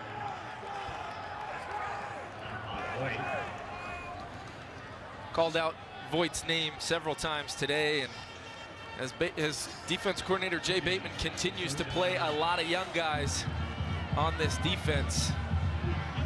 Voigt, a freshman, got a lot to build around on this Army defense, a core group of young guys, and they need to play here on 3rd and 9.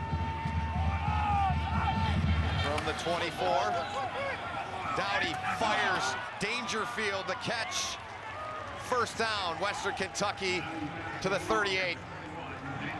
Made it look easy there. Just gonna run a curl route, push up. Carnegie gives them enough cushion. And that's a very clear-cut, simple read for Brandon Dowdy. And he likes to find Dangerfield, especially on 3rd down. Back to the ground game. Good job coming up by Jenkins there. Make that stop on Leon Allen. Imperative a stop is made by this Army defense here.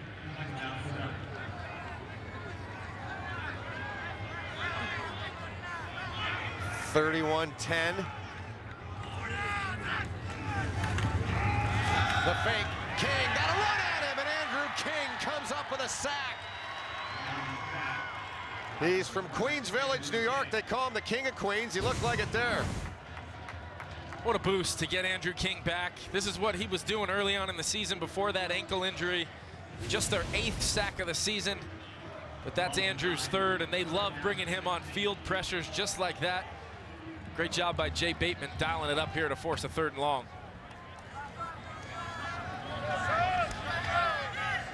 3rd and 16. Dowdy terrific on 3rd down this season passing. Can he get away? Spins free. Kelly tracking him. Good job by Army. Kelly got to him. They force a 4th and long. Relentless pursuit of Brandon Dowdy. Right after the sack by King, Army's just gonna rush 3. And credit Voigt again, the freshman, getting around the edge, and then James Kelly chasing him down, making life uncomfortable here in the 2nd half on a 3rd and 16 by this Army defense after the great call by Bateman and the execution by King. Nice stop by this young defense.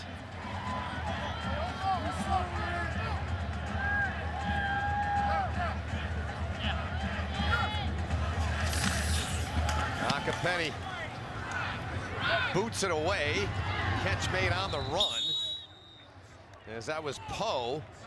So good field position for Army when they come back. Good work by Jay Bateman and the Army defense. They did a good job. We'll see if their offense can convert it to points when we come back.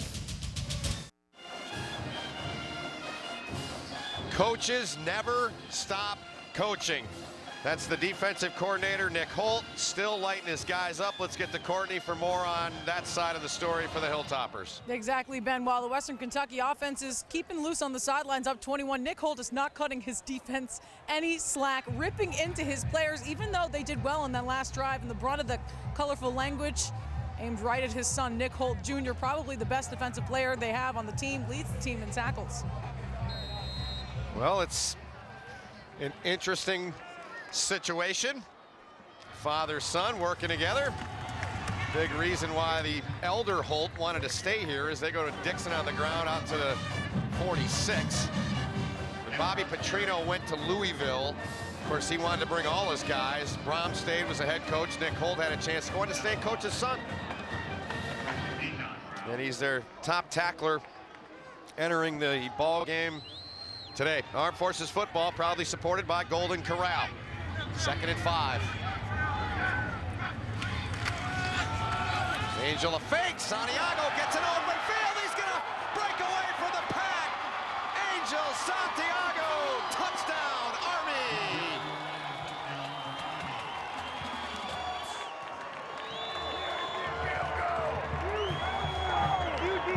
Big touchdown for the Black Knights. A short march to the house, 54-yard run for Angel.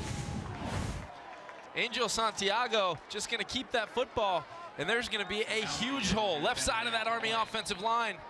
Look at them cave down that side. Maples with a big block as well. And Angel Santiago, we've been waiting for him to get in the open field. He finally does, and he takes it the distance. Second touchdown of the day for Angel, had the game's first touchdown. 31-17, so we get the defensive stop from Bateman's guys. Now the offense, they make quick work, and it's a 2-touchdown game. Going back to it, tackling the dive. Santiago out in the open field.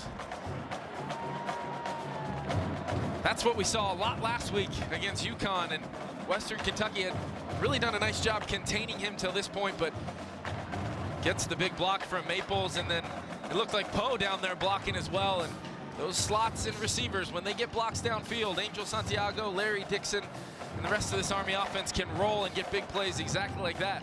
Can't manufacture it through the pass game, so do it with a long run right when you needed it.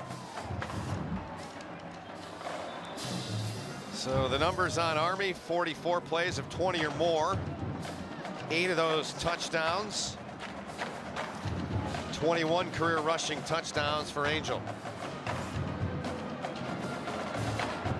They needed that in the worst way. So 3:59 remaining in the quarter. And it's 31-17. And we came into this game talking a lot about Army and time of possession. You can throw that stat out now. When you're down 21, that's exactly what you need. Quick scores and a defense that ran off the field confident last time for Army. Coach Bateman dialing up some pressures. Can they get off the field quickly again?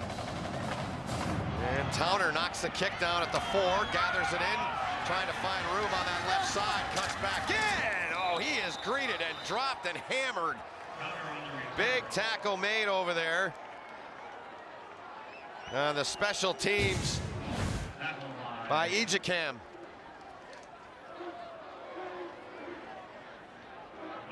Flying in there.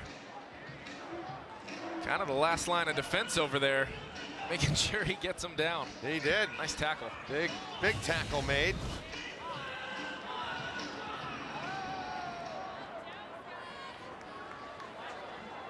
So Western Kentucky to work at the 30.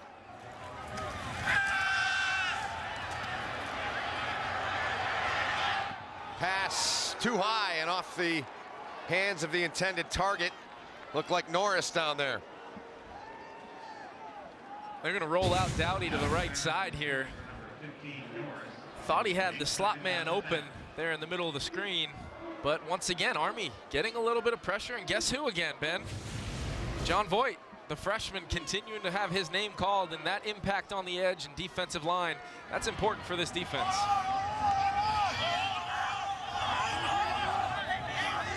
See if Army can come up with another stop here. High-powered quarterback they're facing. A lot of weapons for Brandon Dowdy. Finds one there in space. It'll bring up 3rd and a yard as Willie McNeil was there for the catch. A lot of chess match going on right now. You can hear both teams checking. The Army sideline, they're checking the defense from the sideline. Dowdy checks into a play. The back and forth right now on both sides. It's fun to watch. We need the 41. And a turn to Leon Allen. He's got it, breaks free. Allen runs over a defender. England finished him off, but Leon Allen ran right over one of the backers. First down, Hilltoppers. Looks like Army has him stopped possibly in the backfield. He just runs through a tackle. And I'll tell you what, I would not want to play safety, having to come downhill and tackle this guy one-on-one in space. 6 foot, 235 out of Bradenton, Florida, Manatee High School.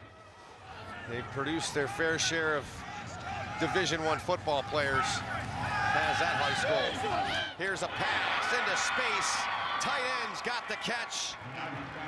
First down for Gorski. Number 67 of the offense. But it's coming back. 10-yard penalty, still first down. Second penalty of the game on the center, Derek Stark. There's Stark right in the middle of the screen. And he just got beat off the snap by a good pass rush by Glover. And it's been a challenge for him in this Army 3-4 defense. He's had a nose tackle lined up on him, head up, all day long. And that can be tough, especially for a young, he's not a young center, but an inexperienced fifth-year senior. About as inexperienced as you could be, the walk-on is. Found his way here from Dayton, Ohio, was at Division II Tiffin. Some injuries have allowed him to work his way into the lineup. Handling the calls in that offensive line. Allen, nice job, sidesteps, gets into the open field. Can he get by Jenkins? No. Josh Jenkins saves a touchdown. Leon Allen, that train is rolling. He's well over 200, a first down. Coming right at you. Another toss. They've had success off the left side. How about on the right? And if you're Ryan England, once you commit as the safety, you are the last line of defense. If you go up there and not make that play, the big fella's going to be out in the open field for another long run. He is having himself a day. He is 253 yards, 2 scores, and 19 rushes in the game. Dowdy throws. Allen, one-handed snatch with the left hand. Tim forced him out. When it's going your way, it's going your way, and it's going for Leon right now. It's a staple play for Western Kentucky down in the red zone. It works even better when you're running the ball the way they are, the bootleg out, and then Allen slips out underneath the coverage. Great catch. Back live, here we come. Good job getting through there. That was Jeremy Timp. Made the stop there on Leon Allen. Today's Red Zone being brought to you by Verizon. Hilltoppers and their particulars today, Kev. They've been good today, and they've been really good all season long, ranking in the top 20 in red zone scoring. And for Army, if you can find a way, try to hold them to 3 here, or maybe even 0 points if you can find a way to force a turnover. It would be a huge momentum changer, but Brandon Dowdy's tough down here in the red zone. 3rd and goal. Got time. Fires! Touchdown! Dangerfield came up with it.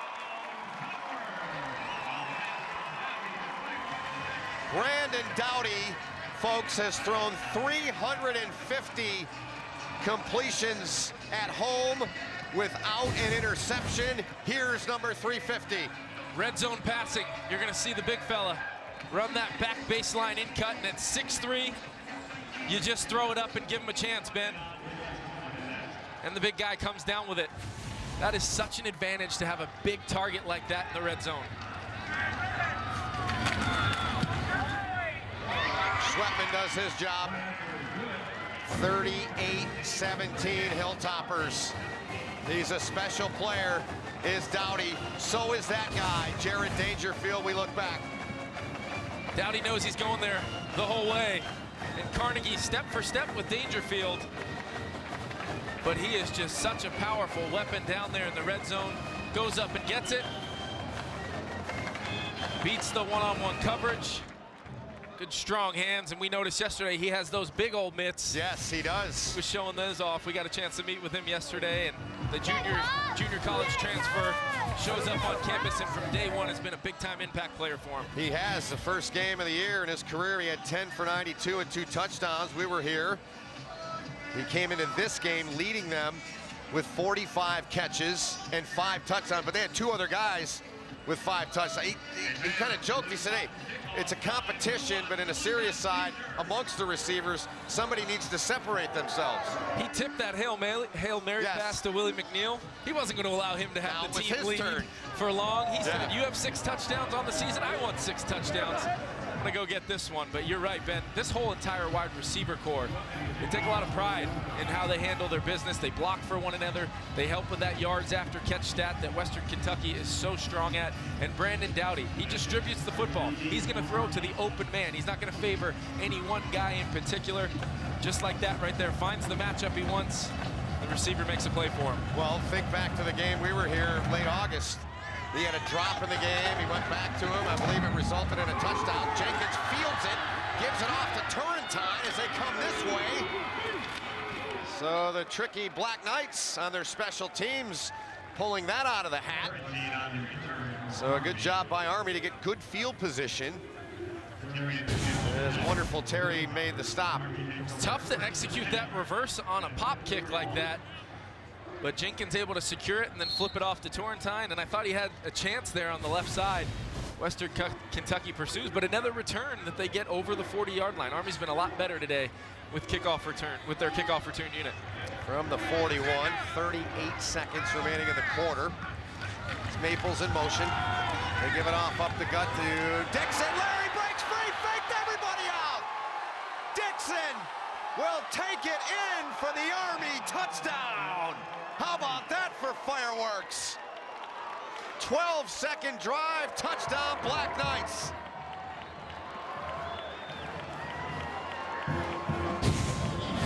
Just the dive play coming right at you. Looks like a scrum of players in there, a little rugby scrum, and guess who sprouts out of there for a touchdown? Larry Dixon. It is good to see him back effective in this Army offense, the captain. And Army answers once again, trying to get back in this football game. 58-yard run. Sure did a good job to get that snap down. Came in low, but he got it. Rachowski tacks it on. 38-24 after the Dixon touchdown run of 58. You're going to see him. Looks like Taron Williams and a couple other Western Kentucky defenders had a shot at him, but sneaks on through there. Power of football and able to get to the end zone. You'll see him right there. And it's not even so much the blocking. They just create a pile up front. And there he comes right out of there. Larry Dixon. Not going to catch him. Looks like Cam Thomas was trying to chase him down, but 59 yards later, Army answers the Western Kentucky score with a score of their own. It's still just a 14-point ball game. It is. Dixon with his 10th career 100-yard rush game. He's got 11 for 125, officially 58 yards, they call it. So Larry, who'd been nursing the groin injury, looked fine there. I think he faked everyone in the stadium out. We've seen that play a couple times, though. The dive. The dive. That Army dive play, the staple. But I'll tell you what, it's not a coincidence that it's as successful as it was right there after Angel Santiago pulls the ball and runs around the edge. That becomes the focus, defending what you see and having good eyes on defense. You're only as good as your last play, and I think Nick Holt's going to be frustrated in the fact that the last two plays for Army, they've been able to have these big-time long runs when all you really want to do is slow them down and not give up the big play. Yep, so 2 straight series, to your point, 50-plus yard runs by Santiago and then by Larry Dixon. Here's Towner on the return. Towner trying to get the edge. Cale Brewer over there again. And I need to make up for the last kickoff. Credited the tackle to somebody else. It was Brewer. And if you remember last week, he made a couple of great plays against UConn. He was out there making tackles on his kick team. There he is. Last line of defense. I know Coach Munkin's not very happy that his kickers having to make all of these tackles. But Western Kentucky, they've really seemed to be one block away all day long in this kick return game. And you'll see, there he is running into your screen. Again. Just able to get him out of bounds. He is on fire. It's not a good thing when your kicker's making all those tackles. Understood, but I suppose it's better than the alternative of not making the tackles. Here goes Western Kentucky. Allen. Leon Allen approaching 300 yards on the ground. What a game this has turned into. Nobody can stop anyone at this point. A huge chunk play for Allen there with 6 seconds left in the quarter. Right now, you're just seeing Army's getting blocked up front. And they're trying to do some different things defensively, moving guys around, but Leon Allen is having a career day as the third quarter comes to an end. And Ben, I just think this Army defense has too much to try to defend between this high-ranking, powerful pass offense and this effective rushing attack. 292 yards to this point for Allen. That's the end of the third quarter with the score. Western Kentucky 38, Army 24. We'll return to Bowling Green after these messages. You're watching college football on CBS Sports Network, the 24-hour home of CBS Sports.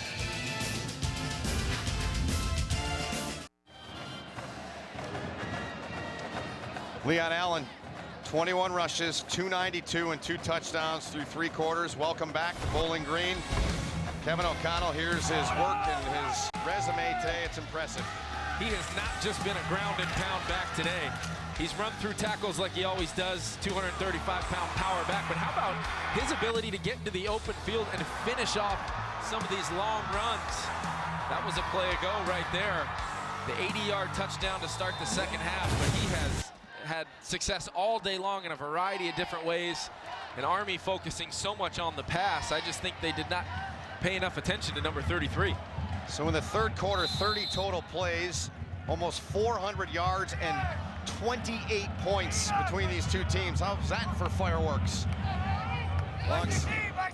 Alongside Kevin O'Connell, Courtney Fell, all of our crew, Ben Holden. It's a pleasure to be with you here from Bowling Green. First play of the fourth quarter. Allen, who else? On the ground, toward the goal line. He's down just shy of breaking the goal line. So Allen goes over 300 on that run. You'll see it. They're going to pull the guard, a couple good down blocks, and just a huge hole. And they get stopped here. Army's defense clogging it up. Andrew King on the stop. So with the run by Allen, he's now tied the all-time Western Kentucky record, 309 yards rushing. I'm just going to go out on a short limb and say he's going to get the ball here. I think that's a good prediction there, partner. Out of the eye. Here he goes. Got it. Touchdown. Leon Allen breaks the record on that run. 310 yards on the ground, an all-time program record. And his third touchdown of the day. It's been Leon's show today. Just power football. Knocking some of those white jerseys back, and Western Kentucky's offense.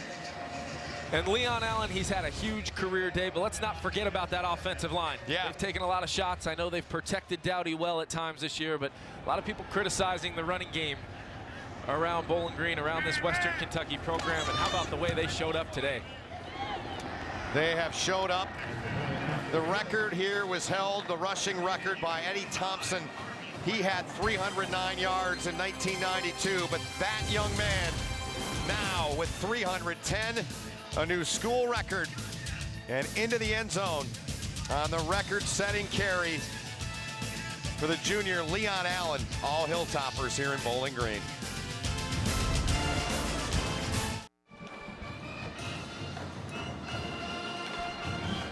The particulars on the day it's been for Leon Allen, those 310 yards, breaking the record set in 92. Here's a ground level look at it, Kev. Power football, this is his specialty. And 310 yards later, he now has one of the many offensive records that this offense will break this year, or have broken already, between Brandon Dowdy, those two guys right there. You see Dowdy in the jacket. Those two guys and this overall offense. What a year they've had, just through now their 10th game. Jeff Brom, he's got this offense rolling, and I really do think with Nick Holt running his defense, they're going to fix things on that side of the ball. They're going to make some plays as well. This program's on the up. They are. They talked about that bad game they had against La Tech a few weeks ago. That one, you can't do anything about it now. All you can do is try to win each one a game at a time. They talked, as we touched on, that playoff mindset, trying to maintain that to try to get bowl eligible, this being the first of 3 games left for them to do that. And that's very important. You want to be rewarded with bowl games. They were in the same situation a year ago under Coach Petrino and were able to get bowl eligible. Did not get a chance to go to a bowl game a year ago, but now that they've moved on to Conference USA, more bowl ties, they'll have that opportunity. But think about if you're a recruit right now. If Jeff Brom calls you and you're a quarterback or a running back and you're watching the yardage and the performances that these guys can put up here in Bowling Green, pretty impressive. Bad bounce for Army. Western Kentucky looked like they got to it. They'll unsort the bodies. Looks like Drew Davis. They've got it. Western Kentucky. It was just a bad bounce, to put it simply, for Army. And the Hilltoppers on the football. There's Davis, comes away with it. It's about the 3rd or 4th time they've gone with this pop kick for this exact reason. Creates a little confusion, nobody knows who's catching it. How about that pitching wedge, pulling that one back? Yeah, the string. That is impressive, to say the least, and that's why they're calling it. They're calling it to disrupt Army's kick return coverage and the blocking assignments, but if they get that bounce, that lucky bounce, the Hilltoppers know to go get that football. That's tough, but a great play by Davis. So you've got the ball at the 29 now for Dowdy in the offense. 45-24. Hilltoppers with the lead. On the ground. Guess who? Sidestep for a couple of more was Leon Allen. Armed Forces football proudly supported by Northrop Grumman.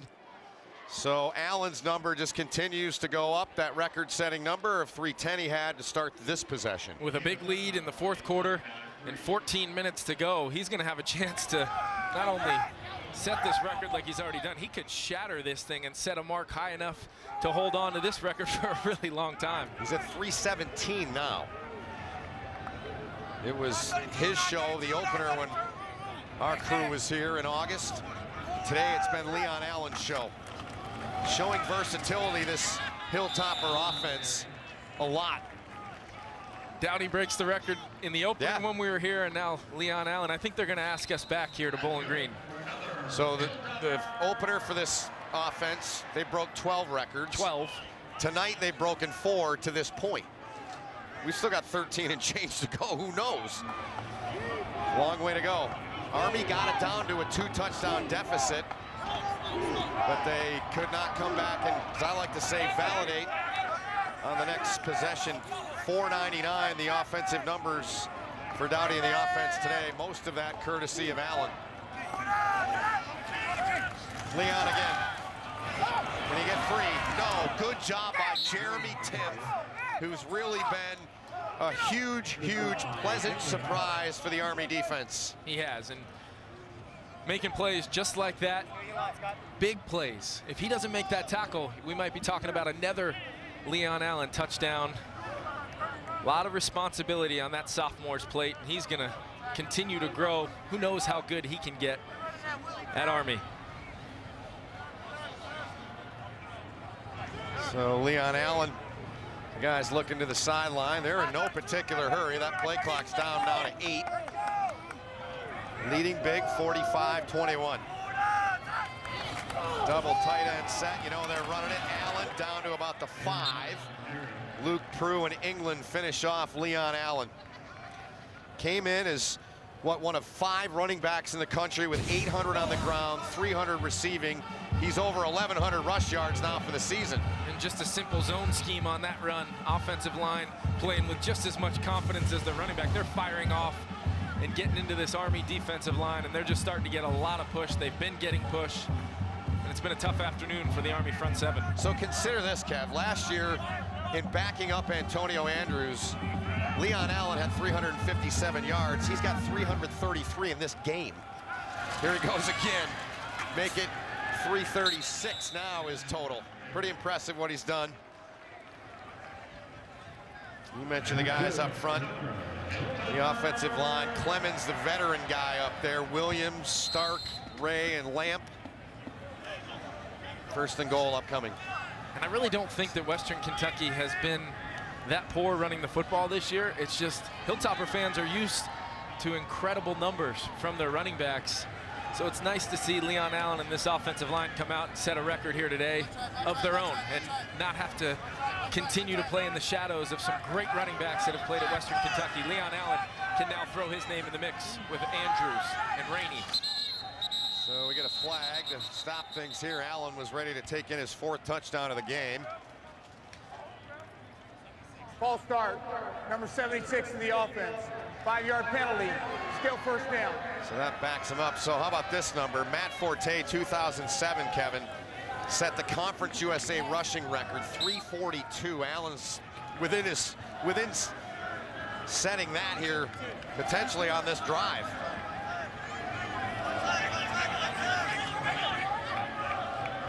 Junior running back, waited his time behind Antonio Andrews.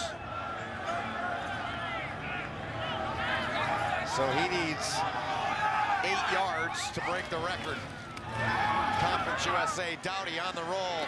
Now fires, dangerous throw, but he got it in there. Touchdown to Nicholas Norris.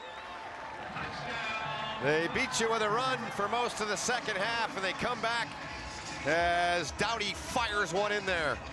Dowdy's ability to go through his progressions, both in the pocket or in this case, rolling out of the pocket. He reads 1, 2, 3, and then finds his receiver in the corner of the end zone. Norris, all these receivers, the best thing about this group is they all stay alive. They scramble, they get open. They understand Dowdy's gonna find them if they can get themselves open. Just another example of the senior quarterback and the high level he's playing at all season long.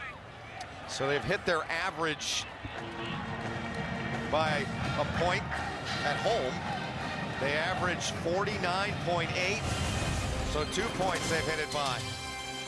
52 on the board. Dowdy, his third TD pass of the game. This one to Norris. All Hilltoppers here in Bowling Green.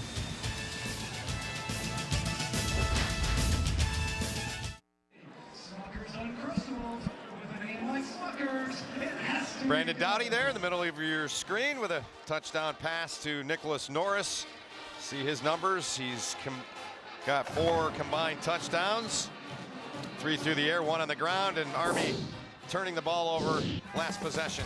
Well, just the miscues, Ben. The 3 special teams issues they've had. The high snap, Tardu able to fall on it, but that led to a Western Kentucky touchdown. The missed 22-yard field goal, Hilltoppers able to turn that into points, and then the pop kick on the kickoff. Hilltoppers recover that. Dowdy turns it into another touchdown. When you come to Bowling Green and travel to this place to play a Western Kentucky offense that can be absolutely electric through the air, and today they've been record-setting on the ground, you can't have those problems. You can't have those miscues and expect to win the football game. Record-setting day for Leon Allen. Set the Western Kentucky record already. Got a chance to set the Conference USA record, 342 yards, set, what, 7 years ago by then Tulane running back Matt Forte. It was against SMU. Jenkins, let's go back to, let's talk Jenkins. That play, he's back there. Was it just a bad bounce? I didn't think he misjudged that. Did you on the kick on that miscue? No, and that's where the up men, whether it's Giacinta in front of him or one of the other guys, has to fair catch that ball. Wow, what a hit. Wow, it was a hit. Jenkins about got decapitated there. Darrell Young was the one that came down on the hit. And that's when sometimes you worry about having your best player back there returning. Took a big hit up around the head. Clothesline style tackle. That's very, very close to possibly drawing a flag. Yes. Did not draw a flag. But yeah, sometimes that's the argument against having your best player on defense back there returning kicks all day. Hate to see something happen to Jenkins. Absolutely. But he's back there because he can be a game breaker, can be a home run hitter. Certainly, here goes the Army offense. Larry Dixon on the ground. They got to him quickly in the middle there. It was Brian Shorter, the redshirt junior out of Alabama. So Larry with a 100-yard day. And the best he's looked in really the last, what, 2 games for sure, maybe even further back because he's dealt with a groin, but he's looked good today. Look there at the big guy in the middle, Shorter, first in sacks, first among defensive line tackles. There's Dixon, gets out to the 37, bring up a 3rd and 4. Going back to Dixon. Randall on the tackle. Credit some of these slot receivers. Maples again there with a critical block on that play. He had a nice block on the long Santiago touchdown run.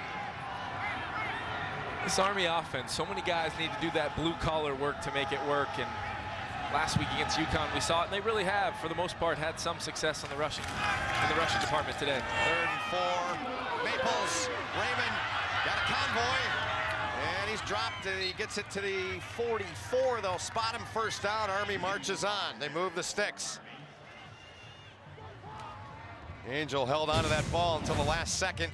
Larry Dixon over 100 yards. You're going to see him out in front, lead blocking for Maples, who just blocked for him on the previous play.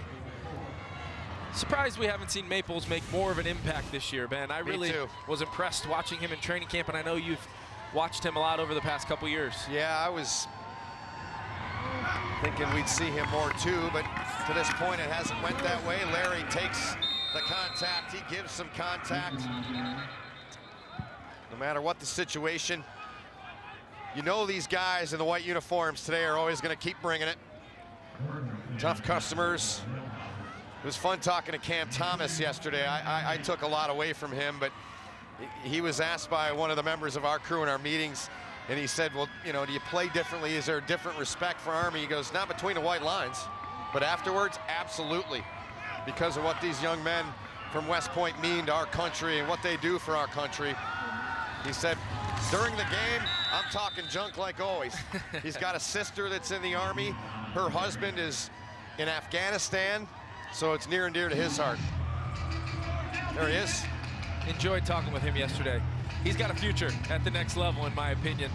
I know he's been offered an invitation to the East-West Shrine game, potentially waiting on that Senior Bowl invitation.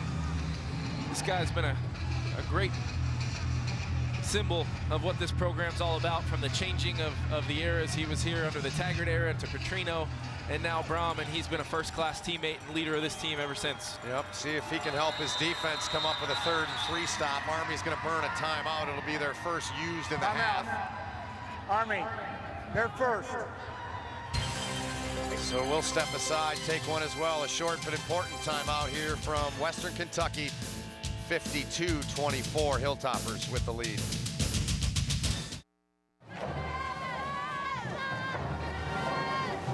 .7:23 remaining in this ball game. Western Kentucky on top, 52-24. Military Appreciation Day here in Bowling Green, Kentucky. You got Fort Campbell, Fort Knox in this state. So a lot of military in this state of Kentucky. Today's Northrop Grumman aerial performance of the game. It's not a Dowdy touchdown. It's not a Santiago touchdown. Instead, it is Western Kentucky President Dr. Gary Ransdell who's carrying the game ball. He's got one of the Golden Knights strapped to his back. He jumped from over 10,000 feet, brought the game ball in. How cool is that? What an experience. You talk about a once-in-a-lifetime opportunity. There it was. Talking to Coach Brom yesterday, he said, I'm glad it's him and not me. Wow. Pretty neat. That's cool. It's our aerial performance of the day. There is a lot of military in this state. Those two forts we mentioned, Fort Campbell and Fort Knox. Angel Santiago on the ground. First down, Army trying to put together a drive. There's the superintendent of West Point, Lieutenant General Robert Caslin on the sideline. Former West Point grad, former Army football player. Game was 31-17, I believe, if my memory serves me correct at that point, but then it got away as Allen started to turn and burn and do his thing, and right now it's gotten out of hand for Army.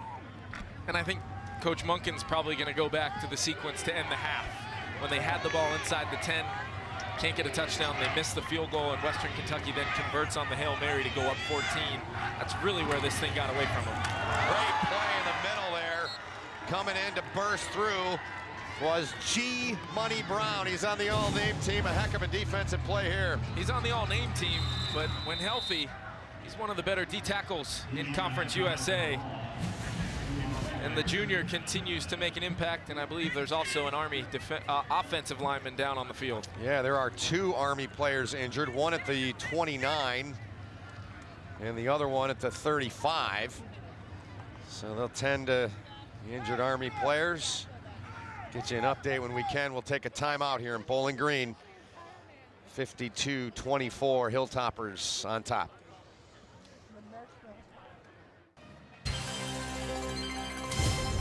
College football on CBS Sports Network is being brought to you by the makers of 5-Hour Energy. By the U.S. Army. Some are driven by expectations, some defy them. Find your career at goarmy.com/defy. And by the all-new 2015 Acura TLX. It's that kind of thrill. Safe landing, the president here at Western Kentucky. One of the Golden Knights earlier today to deliver the game ball. And as for the game, G. Money Brown in here on the last play, Kev, before the break. Defeating the block of Matt Hugenberg and making the tackles for loss. When he's healthy, he can get a lot of those. So G. Money Brown from Petal, Mississippi. His given name was Jamoney Brown. He legally changed it. How about the list of names for the Hilltoppers, and then you got Edgar Allan Poe for Army? It's the name game today for us. Pretty impressive group. Pressure coming. Santiago, kick it free. They brought the heat. They got in there quickly off the end. And coming through was Bertram to make the play. Army trying to run a little play action, and Santiago had no chance. And that's tough. You just lose 2 linemen on the previous play, and you try to drop back and get some yardage on a 3rd and long. And now they're going to have a 4th and long with that same offensive line. Looks like Santiago's going to be in the shotgun. Yep, they're going to go for it. Clock moving, less than 6 minutes remaining in the ball game. Angel with time. Gets free. Now slings one. Turnover on downs. Hilltoppers will take over with 5:39 left in the game. Under some duress again, able to get outside the pocket. Really nothing there. A couple Army receivers standing awfully close to one another over there. But that's not what Army is, and they don't practice that situation. They don't run a lot of shotgun drop back pass, and if they are doing it normally in practice, it's backup quarterback A.J. Sure. It's one of the reasons why this team cannot get down by multiple touchdowns in a game. They're at their best when they're running their triple option offense. So Dowdy trots on. 5 drives in the second half, and Western Kentucky with 28 points, nearly 300 yards. Today's first down line being brought to you by Navy Federal Credit Union as well. So the Hilltoppers here will just run this timeout, try to run the timeout, chew it up with 5.5 left. And Allen about 6 or 7 yards, I believe, away from that Conference USA record, 6 yards. You always wonder if the coaching staff on the sidelines are aware. I know the PR department running around trying to let them know, but that is a significant record, especially in your first year of play in the conference. It's very impressive. Western Kentucky, their offense, last year they set all kinds of records. It's gone to another level this year, as you mentioned, first year in the conference, in Conference USA. 12 on opening night. Since then, they've broken multiple records since, 3 against Middle Tennessee. They've broken 1 today, of course, with Leon Allen and his work. And it's 3rd down and 6. Bobby Coe over the ball for Army.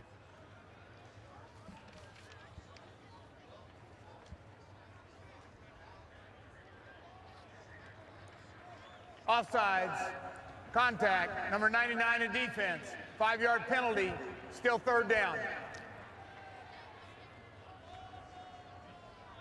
Penalty on Bobby as he comes off. So Leon Allen, 30 carries, Kev, for 339. So he needs 4 yards to break the record. 3rd and a yard.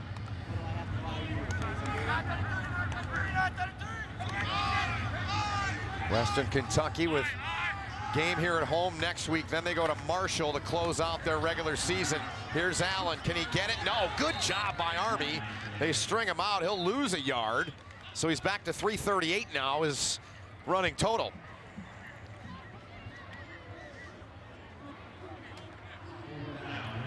Fourth down. And it looks like, Ben, they're actually going to go for it here. So I'm almost positive now we can say Jeff Brom is aware of the record. Yeah. Because up by 28 points and the ability to punt this ball away, pin Army deep. I think this is solely about the record at this point. Yep. 4th and 2. Allen standing at the 39. He's at 338 yards. The record 342. Stays on his feet. And he gets to the 49-yard line.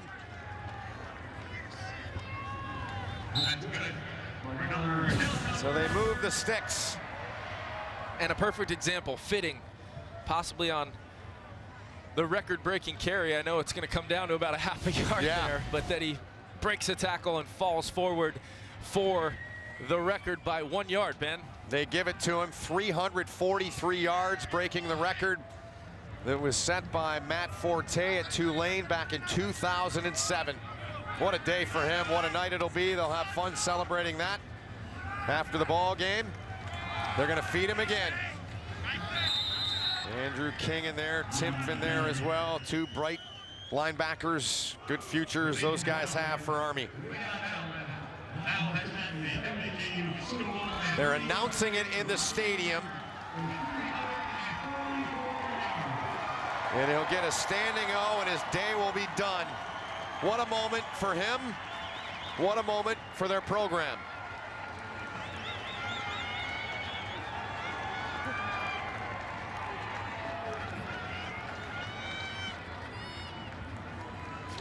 And as you said in the third quarter, a tip of the hat to the guys that blocked for him up front. All the guys on the offense, everybody. They keep it on the ground. Why not? I would. Ace Wales with the carry.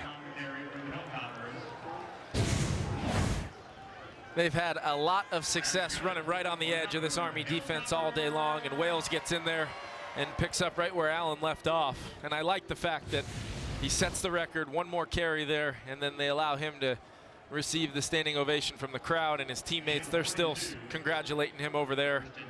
What a day for the junior. And I don't think you talk about it enough, having to replace, you know, prominent players in some of these programs. I know a couple weeks back, you and I did a Nevada football game with Cody Fajardo replacing Colin Kaepernick. Antonio Andrews here was a fan favorite, so Leon Allen's been playing in his shadow, but a day like this, I don't know if you can say scoot on over Antonio Andrews, but tip the cap, no question, to Leon Allen. Yeah, well, the last 4 years, they have had a back with at least 1,600 yards. You go back Rainey 2 years and then Andrews for 2. And yeah, fair to say this will be a win for the Hilltoppers. They've got the game with USTA, or UTSA, I beg your pardon, and then at Marshall to close out the season. And that one, who knows, Marshall could be undefeated with this offense. You never know. Going into Huntington the day after Thanksgiving. And if you're Texas San Antonio or Marshall and you watch this film, or you go back and watch some of the record-breaking 500-yard performances from Dowdy, how do you defend them? What do you choose to defend, especially when the guys up front are going to block the way they did today and Leon Allen's running the football the way they did? That play-action game for the Hilltoppers is going to be even more impressive. Look forward to watching this team. They got 2 games left. Playoff football continues for Coach Brom's Hilltoppers. Does get the record to 5-5. 561 yards of total offense.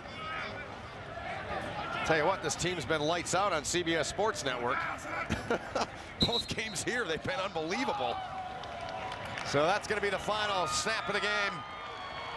Jeff Brom and Jeff Monken. A lot of respect, certainly. Both first-year head coaches at their respective schools. They meet Military Appreciation Day. Great respect the Western Kentucky program has for the Army football team, the cadets, the United States Military Academy, and all they stand for. It's a final, folks. 52-24, Hilltoppers win it. Impressive day for this Western Kentucky football team. Offensively, another record goes down under the watch of Jeff Brom. This one on the ground, Leon Allen. Their quarterback, Brandon Dowdy, is in the midst of his record-setting season. Just a little bit too much for this Army football team, but the Black Knights made their share of mistakes, and they needed to play a perfect game to keep pace with this Hilltopper football team. They did. It was interesting listening to the coaches share with us and watching their interviews down here as we prepared for the game, how much respect they had, how big of a moment it was for the Army football team to play here for the first time ever. And the Western Kentucky program, they're going to go over with Army and take part in the singing and the playing of the Army alma mater. Here it is.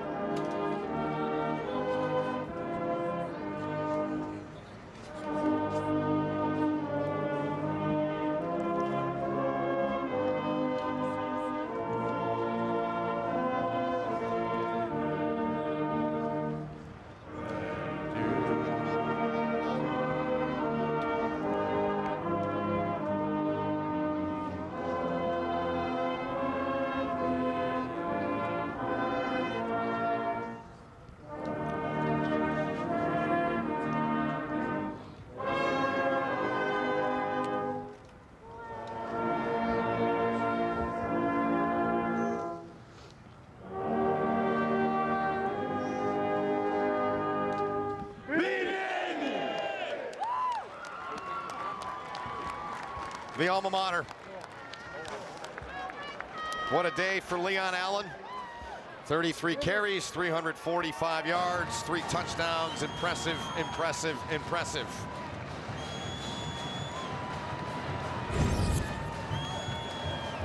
The Allen show indeed. He set the Conference USA record that was once held by Matt Forte.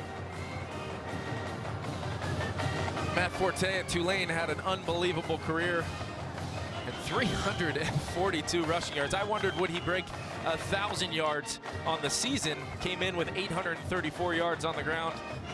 That's no longer a question. Check and check. He's over 1,100.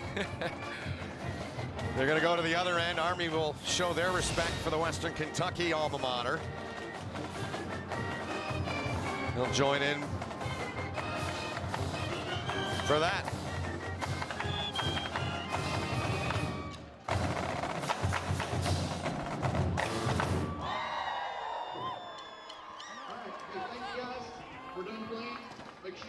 So both teams showing respect for the other side. Courtney will talk with Jeff Brom and have some player interviews for you as well from field level, including one with that guy, the star of the day. Army 3-7 on the season. We'll see the Black Knights next week at noon. They'll take on Fordham at Mikey Stadium. Be our final broadcast of the season on this network. CBS Sports, of course, will have the Army-Navy game coming up second weekend of December. So they'll make their way back as Allen continues to cherish the moment. And Courtney's down on the field with the victorious head coach, Jeff Brom. Coach Brom, what an incredible day, an impressive day on the ground for Leon Allen. You guys, what did you like most from him? Well, I tell you what, he runs hard. He's a physical back. You know, we throw the ball quite a bit, but, you know, he's very versatile. He can catch the ball in the backfield today. Our passing game wasn't clicking quite as well as it has been, but he was a physical runner. He ran downhill and made some huge runs. You guys talking all week, keeping the playoff mentality going. Another win for you, one step closer to a bowl game. Well, we definitely want to try to keep the streak going, and this is a good win for us right here. We definitely played hard, played well. Now we got one more next week, and we're definitely in a playoff mentality. Our guys have taken hold of that, and they've really reacted well with it. Congratulations to you. We have Leon Allen coming over here. Congratulations, sir. Record-setting day for you on the ground, breaking a record set by Matt Forte at Tulane in 2007. Talk about your emotions right now. I'm real happy. I just want to give all the thanks to my whole line. I really love them boys. If it weren't for them, I wouldn't have had a game like this. So much is talked about the great rushers in Western Kentucky history. Antonio Andrews, he sort of stepped in his shadow. He stepped out of his shadow today, would you say, with a record-setting day? Yeah, I think I did. But once again, I want to give my thanks to the O-line. If it weren't for them, I couldn't have did it. They just opened up the holes, and I did the rest. Congratulations to you. Thank you. And good luck with the rest of the season. All right, thank you. We have Brandon Dowdy here, quarterback. A lot has been said about you and the offense, the passing offense. Had a couple of big pass plays today. Happy for the win for you guys? Definitely. It's the team effort today. I thought we were able to run the ball, and I think the best friend of a quarterback is being able to hand the ball off and have a guy like Leon Allen run it for 60. It makes it job a little pressure on me. So I'm really excited about our win, and we're 2-0 in our playoffs. So. You guys have been talking all week about that playoff mentality. How big is it to get this win today and march towards a potential bowl game for you? Well, it's huge. I think as a team we've stepped up in these last 2 weeks and really played as a unit, and defensively, offensively, doing whatever we have to do to win the game. So I think it's exciting, and we're ready for next week. Thank you very much, and good luck with the rest of your season. Ben, back to you. Thank you, Courtney. Appreciate it. Leon Allen, the star on this day. For the record-setting day on the ground, 345 yards in a 52-24 Western Kentucky win.